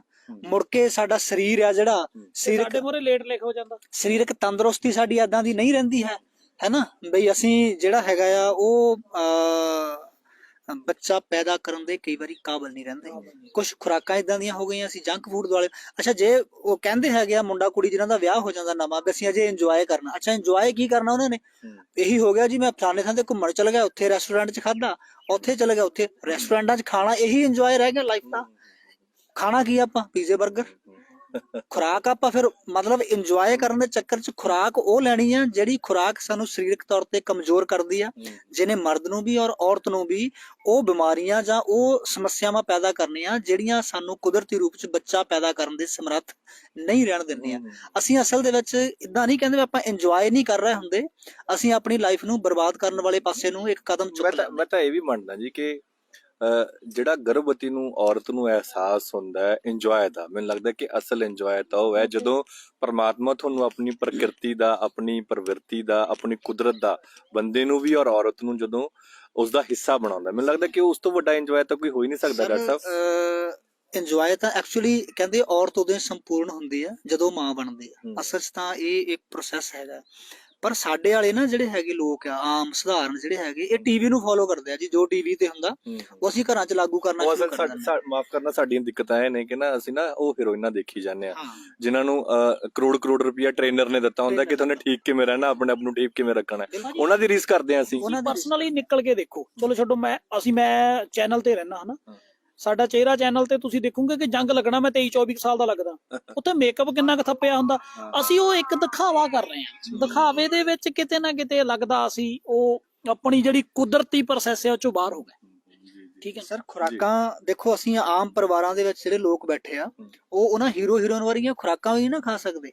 ਸਲਮਾਨ ਖਾਨ ਜੇ ਅੱਜ ਵੀ ਉਹ ਸਾਨੂੰ ਲੱਗਦਾ ਹੈ ਵੀ ਉਹ ਯੰਗ ਲੱਗਦਾ ਹੈਗਾ ਆ ਔਰ ਉਹਦੀ ਉਮਰ ਜਿਹੜੀ ਹੈਗੀ ਉਹ 50 ਨੂੰ ਟੁਕਣ ਡਈ ਆ, ਲੇਕਿਨ ਉਹਦੇ ਪਿੱਛੇ ਉਹ ਸਲਮਾਨ ਖਾਨ ਦਾ ਹੱਥ ਥੋੜੀ ਹੈ, ਉਹਦਾ ਜਿਹੜੇ ਡਾਈਟੀਸ਼ੀਅਨ ਬੈਠੇ ਆ ਜਿਹੜੇ ਉਹਨੂੰ ਇਹ ਦੱਸਦੇ ਵੀ ਸਵੇਰ ਕੁਦਰਤੀ ਢੰਗ ਨਾਲ ਹਾਂ ਵੀ ਕਿੱਦਾਂ ਕੀ ਖਾਣਾ ਕੀ ਨਹੀਂ ਖਾਣਾ, ਉਹ ਹਰ ਚੀਜ਼ ਉਹਨਾਂ ਨੂੰ ਉਹ ਦੱਸੀ ਜਾਂਦੀ ਹੈ, ਉਹਦੇ ਮੁਤਾਬਕ ਉਹ ਰਹਿ ਰਹੇ ਆ। ਲੇਕਿਨ ਇਹਦੇ ਵਿੱਚ ਇੱਕ ਸਰ ਹੋਰ ਵੀ ਗੱਲ ਹੈਗੀ ਆ, ਅਸੀਂ ਜਿਹਨਾਂ ਹੀਰੋਇਨਾਂ ਨੂੰ ਟੀਵੀ ਦੇ ਉੱਤੇ ਦੇਖਦੇ ਆ ਨਾ, ਤੁਸੀਂ ਉਹਨਾਂ ਵੱਲ ਨੂੰ ਨਜ਼ਰ ਮਾਰ ਕੇ ਦੇਖੋ, ਮੈਂ ਤੁਹਾਨੂੰ ਦਰਜਨਾਂ ਹੀਰੋਇਨ ਦੇ ਨਾਮ ਦੱਸ ਸਕਦਾ ਜਿਨ੍ਹਾਂ ਨੇ ਵਿਆਹ ਤੋਂ ਇੱਕਦਮ ਬਾਅਦ ਬੇਬੀ ਪਲਾਨ ਕੀਤਾ, ਸਾਰੀਆਂ ਹੀ ਗਰਭਵਤੀ ਹੋ ਕੇ ਬੱਚੇ ਨੂੰ ਜਨਮ ਦੇ ਰਹੀਆਂ, ਚਾਹੇ ਐਸ਼ਵਰੀਆ ਰਾਏ ਸੀ, ਕਰੀਨਾ ਕਪੂਰ ਆ, ਕ੍ਰਿਸ਼ਮਾ ਕਪੂਰ ਆ ਜਾਂ ਕਾਜੋਲ ਹੈ, ਸਾਰਿਆਂ ਨੇ ਵਿਆਹ ਤੋਂ ਬਾਅਦ ਇੱਕਦਮ ਬੱਚਾ ਪੈਦਾ ਕੀਤਾ, ਉਹਨਾਂ ਨੇ ਆਪਣੀ ਫੈਮਿਲੀ ਦੇਖੀ ਹੈਗੀ।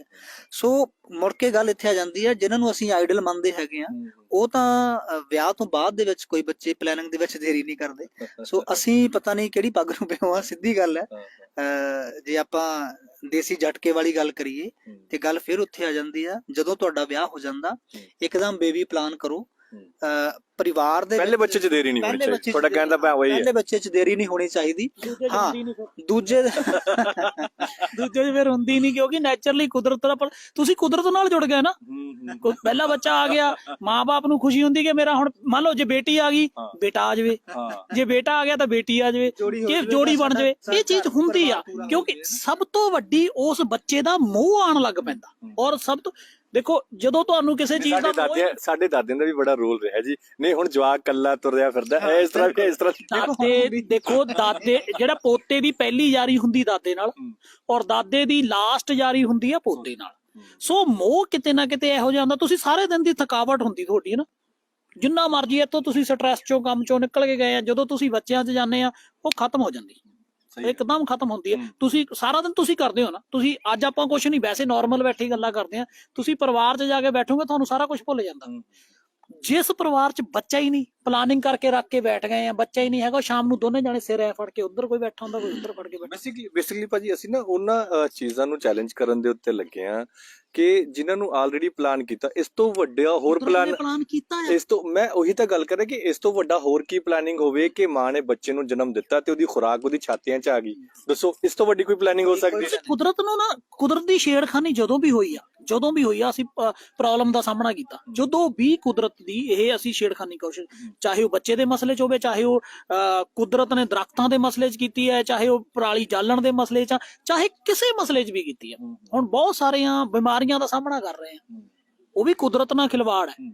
ਹੁਣ ਪਿੱਪਲ ਟਾਹਲੀਆਂ ਇਹ ਕਿੱਥੇ ਗਈਆਂ ਸਾਡੀਆਂ? ਆਕਸੀਜਨ ਲੈਵਲ ਨਹੀਂ ਹੈਗਾ, ਅੱਜ ਆਕਸੀਜਨ ਦੇ ਸਿਲੰਡਰ ਲੱਭਦੇ ਫਿਰਦੇ ਆ।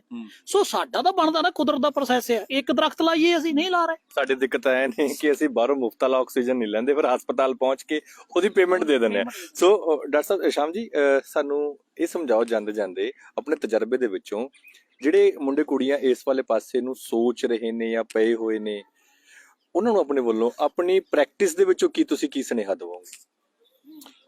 ਕਸਮ ਜੀ, ਜਿਹੜੇ ਅੱਜ ਦੇ ਕਪਲ ਹੈਗੇ ਆ, ਮਤਲਬ ਇਹ ਸੋਚਦੇ ਆ ਕਿ ਅਸੀਂ ਜਿਹੜੀ ਆਪਣੀ ਮੈਰਿਜ ਲਾਈਫ ਹੈਗੀ ਆ ਉਹਨੂੰ ਵਧੀਆ ਇੰਜੋਏ ਕਰਨਾ, ਤੇ ਉਹਨਾਂ ਨੂੰ ਜਿਹੜੇ ਫੈਮਿਲੀ ਦੇ ਵਿੱਚ ਨਾ ਬੇਬੀ ਜ਼ਰੂਰ ਲੈਣੇ ਚਾਹੀਦੇ ਆ।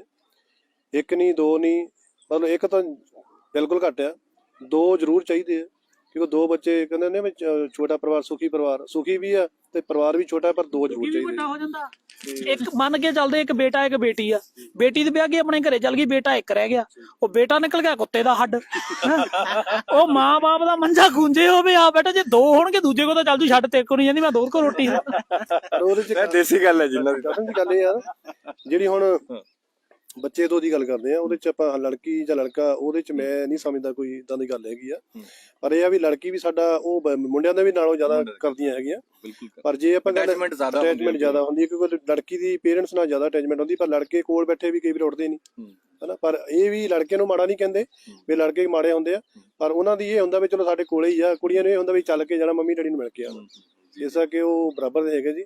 ਤੇ ਮੈਂ ਤਾਂ ਇਹ ਸਮਝਦਾ ਵੀ ਸਭ ਨੂੰ ਇਹ ਚਾਹੀਦਾ ਵੀ ਜਿਹੜਾ ਲਾਈਫ ਦੇ ਵਿੱਚ ਅਗਰ ਮੌਕਾ ਮਿਲਦਾ, ਜਦੋਂ ਵੀ ਮੌਕਾ ਮਿਲਦਾ, ਉਸ ਵੇਲੇ ਆਪਣਾ ਜਿਹੜਾ ਫੈਮਿਲੀ ਨੂੰ ਕਨਸੀਵ ਕਰ ਲੈਣਾ ਚਾਹੀਦਾ। ਕਿਉਂਕਿ ਇਹ ਨਹੀਂ ਸੋਚਣਾ ਚਾਹੀਦਾ ਕਿ ਮੈਂ 2 ਸਾਲ ਬਾਅਦ ਕਰੂੰਗਾ, ਕਿਉਂਕਿ ਅਸੀਂ 2 ਸਾਲ ਦੀ ਪਲੈਨਿੰਗ ਕਰਕੇ ਬੈਠੇ, ਜੇ ਉਹਦੀ ਪਲੈਨਿੰਗ ਵਿਗੜ ਗਈ ਤਾਂ ਫਿਰ ਕੀ ਕਰਾਂਗੇ। ਬਹੁਤ ਸੋਹਣੀ ਗੱਲ ਕਹੀ ਹੈ ਡਾਕਟਰ ਸਾਹਿਬ ਕਿ ਉਹਨਾਂ ਦਾ ਕਹਿਣਾ ਕਿ ਜੇ ਅਸੀਂ 2 ਸਾਲ ਦੀ ਪਲੈਨਿੰਗ ਕਰੀ ਬੈਠੇ ਆ, ਜੇ ਉਹਦੀ ਪਲੈਨਿੰਗ ਵਿਗੜ ਗਈ ਸਾਡੇ ਪ੍ਰਤੀ ਤੇ ਫਿਰ ਅਸੀਂ ਹੱਥ ਮਲਦੇ ਰਹਿ ਜਾਾਂਗੇ।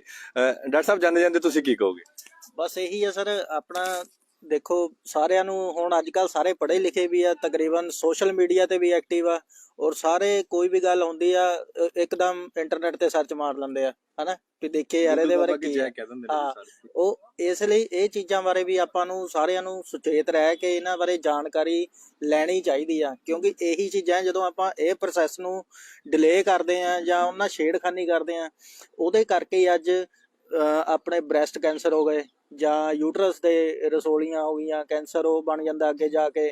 ਉਹ ਫਿਰ ਇੱਕ ਵਾਰੀ ਹੋ ਗਿਆ ਤਾਂ ਉਹ ਫਿਰ ਆਉਣ ਵਾਲੀਆਂ ਪੀੜ੍ਹੀਆਂ ਤੱਕ ਚੱਲਦਾ, ਹਨਾ। ਜੇ ਆਪਾਂ ਹੈਰੀਡਿਟਰੀ ਜਿਹਨੂੰ ਕਹਿ ਦਿੰਦੇ ਆ ਵੀ ਜਦੋਂ ਕੋਈ ਕੈਂਸਰ ਹੋਇਆ ਵੀ ਪੁੱਛੀਦਾ ਵੀ ਤੁਹਾਨੂੰ ਪਰਿਵਾਰ 'ਚ ਪਹਿਲਾਂ ਵੀ ਕਿਸੇ ਨੂੰ ਸੀ, ਮਦਰ ਨੂੰ ਸੀ ਜਾਂ ਫਾਦਰ ਨੂੰ ਜਾਂ ਕਿਸੇ ਵੀ ਮੈਂਬਰ ਨੂੰ ਸੀਗਾ, ਇਹਨਾਂ ਚੀਜ਼ਾਂ ਦਾ ਇੱਥੇ ਜਾ ਕੇ ਫਿਰ ਬਹੁਤ ਵੱਡਾ ਸਾਨੂੰ ਨੁਕਸਾਨ ਹੁੰਦਾ, ਔਰ ਉਹ ਫਿਰ ਨੁਕਸਾਨ ਦੀ ਕਦੀ ਭਰਪਾਈ ਨਹੀਂ ਬੰਦਾ ਕਰ ਸਕਦਾ। ਇਸ ਲਈ ਇਹ ਚੀਜ਼ ਦਾ ਜ਼ਰੂਰ ਆਪਾਂ ਨੂੰ ਸਾਰਿਆਂ ਨੂੰ ਧਿਆਨ ਰੱਖਣਾ ਚਾਹੀਦਾ, ਜਿੰਨੇ ਵੀ ਦਰਸ਼ਕ ਸਾਡੇ ਦੇਖ ਰਹੇ ਆ ਸਾਰਿਆਂ ਨੂੰ ਅਪ ਟੂ ਡੇਟ ਵੀ ਰਹਿਣਾ ਚਾਹੀਦਾ, ਹਨਾ।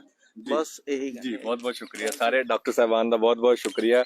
ਸੋ ਡਾਕਟਰ ਸੰਜੀਵ ਜੀ ਤੁਹਾਡਾ ਬਹੁਤ ਸ਼ੁਕਰੀਆ, ਡਾਕਟਰ ਸ਼ਾਮ ਜੀ ਤੁਹਾਡਾ ਬਹੁਤ ਸ਼ੁਕਰੀਆ, ਡਾਕਟਰ ਬਾਲੀ ਜੀ, ਸੂਰਜ ਜੀ ਤੁਹਾਡਾ ਵੀ ਬਹੁਤ ਬਹੁਤ ਧੰਨਵਾਦ।